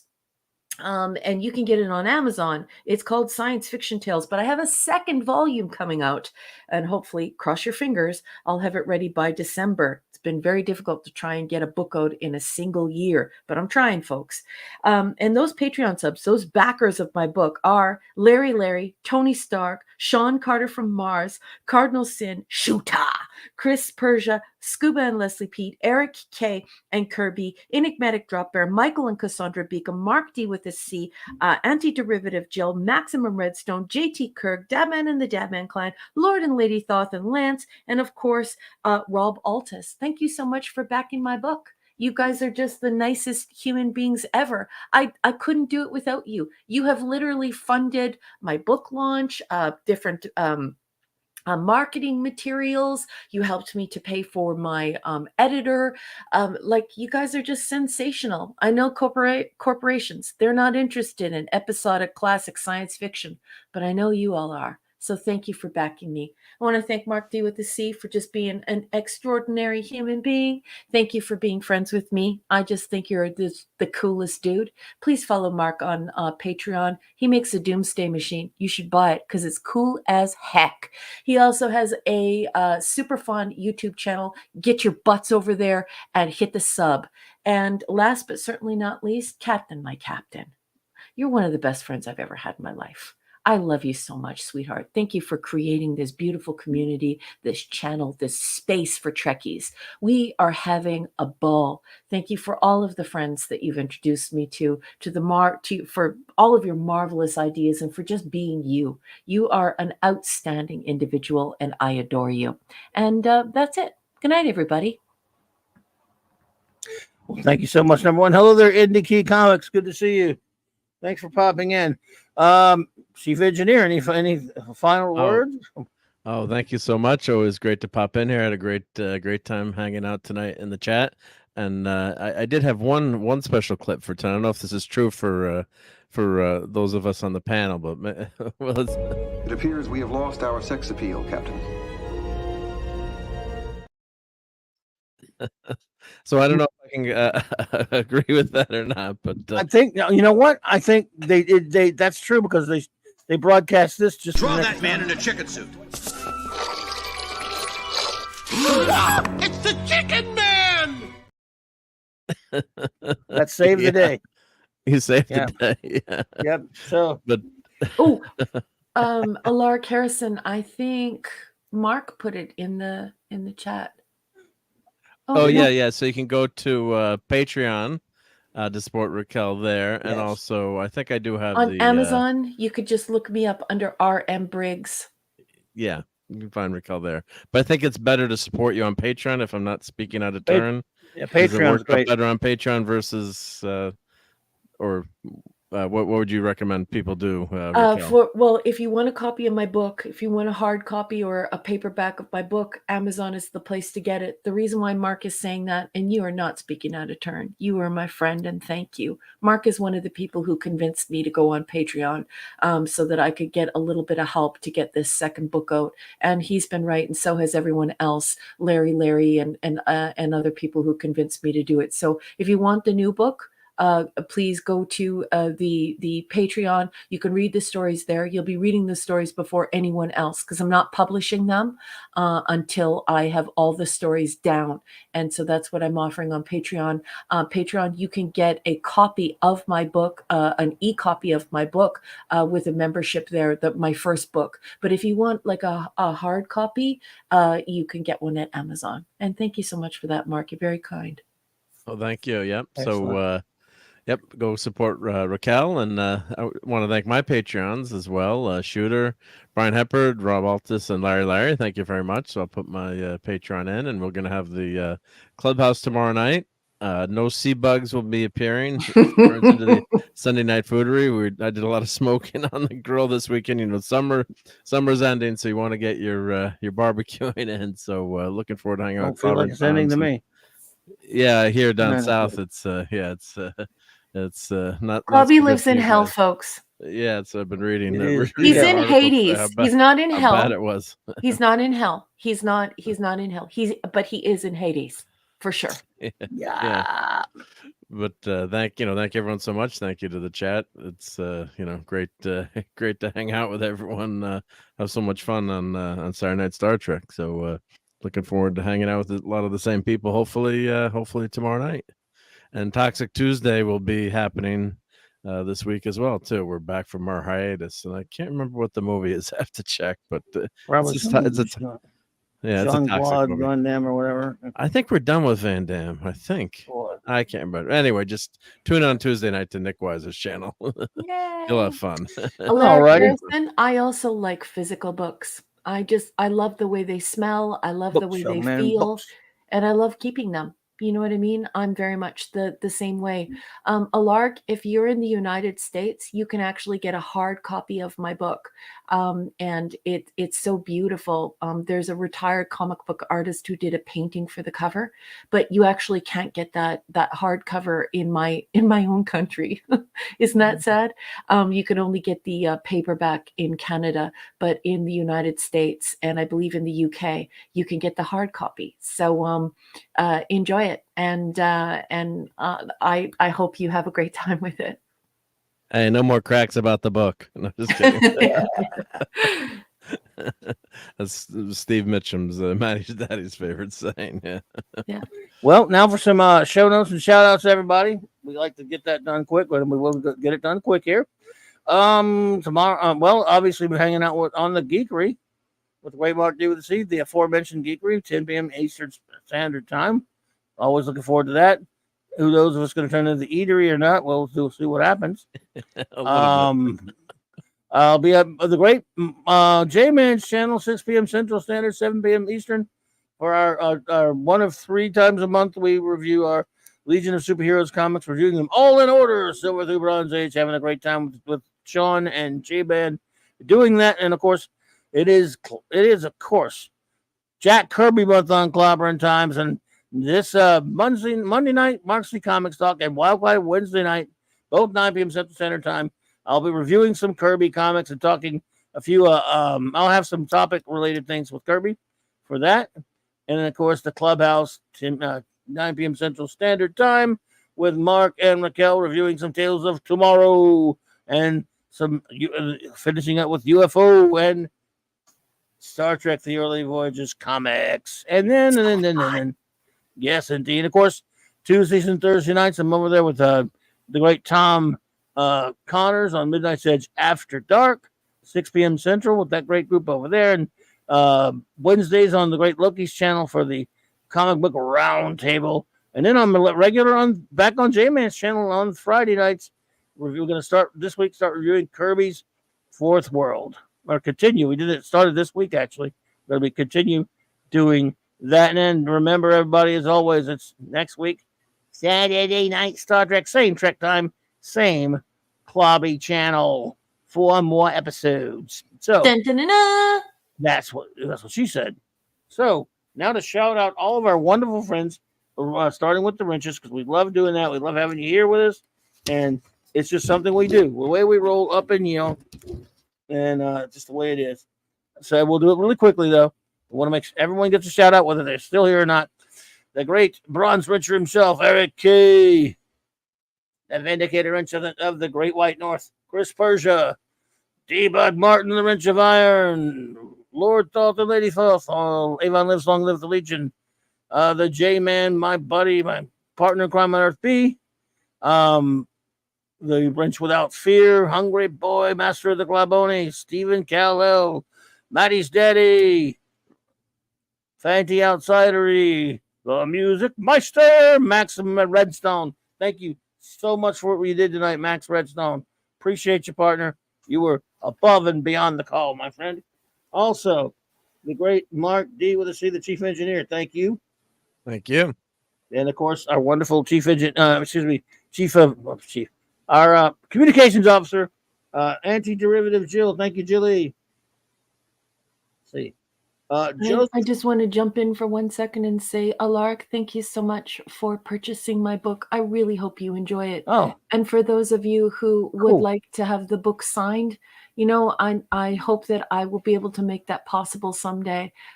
Maybe those of you who are able to get to the United States, we need to stop talking about it, and we really do need to make a ClobbyCon.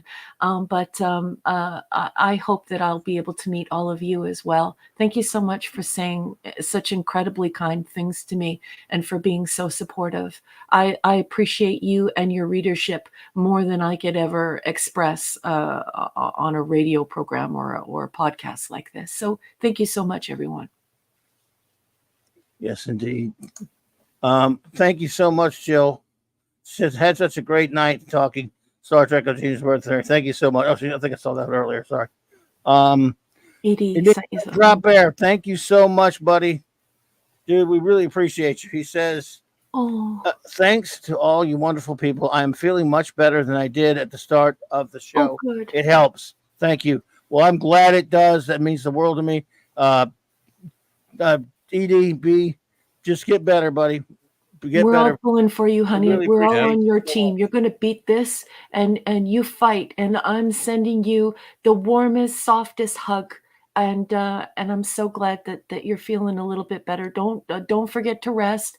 Get lots of rest, and know that this whole team, every Clobberonimo, every Clobberuski, every 735er, we're behind you, Enigmatic Drop Bear. We are. Absolutely, buddy. We're always here for you. You know how to reach us too. Joseph Dredd, here come the judge. Simply Steve, buddy, long time friend of the show. Raymond and Feliciano, King Dolphin TV, and color. Shooter, all right, buddy. Penny, Larry. I'm sorry. Smile X, Linrod, thank you so much for being here tonight. The great Michael Beacom, thank you for all you've done, buddy. And of course, thanks to the wonderful Cassandra as well. Shout out. Zathras. Let's see here. Randy Colin Scuba Pete. JT Kirk. Malachi D. Wildman. Princess Fiona. Love you, Princess Fiona. The Tetrarch of Apathy. Captain Infinity and Beyond. Admiral Take. Admiral? Bubba Doom 1. Rob Altus, buddy. Lovely Lisa. Sean Carter of Mars. Suzanne Eckstein. SP4H. Victor Fontaine. Picasso. Sander Hammerslog. Enigmatic Drop Air. Again, dude, feel better, buddy. We know we're here for you. The AI Show. Fancy. I already got Fancy outside. Minimus Primeness.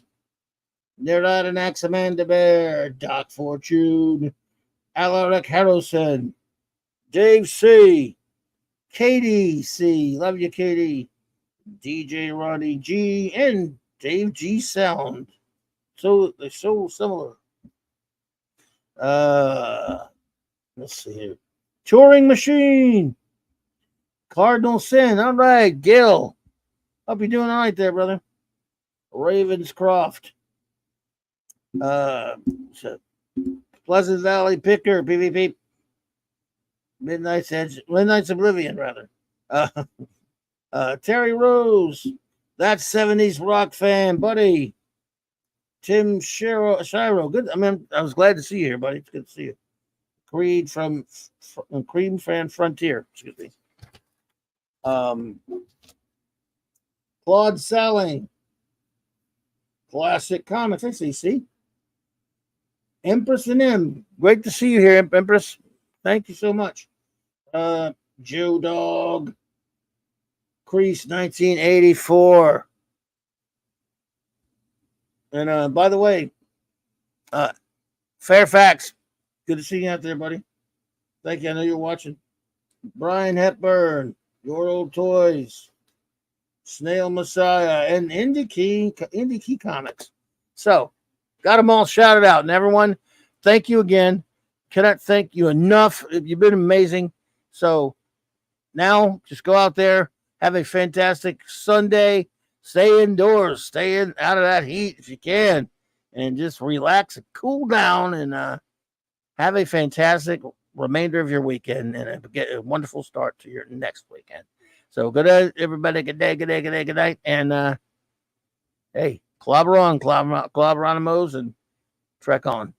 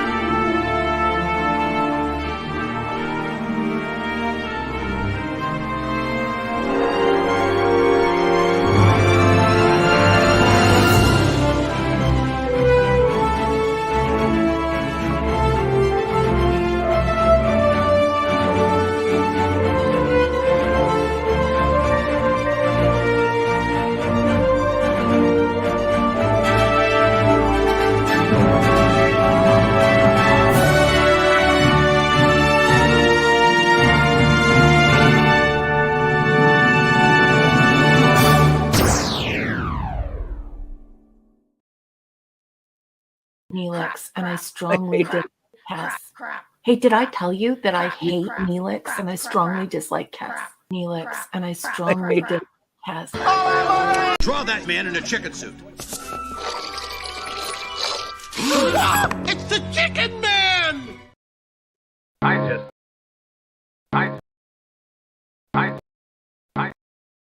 just love clobbering time.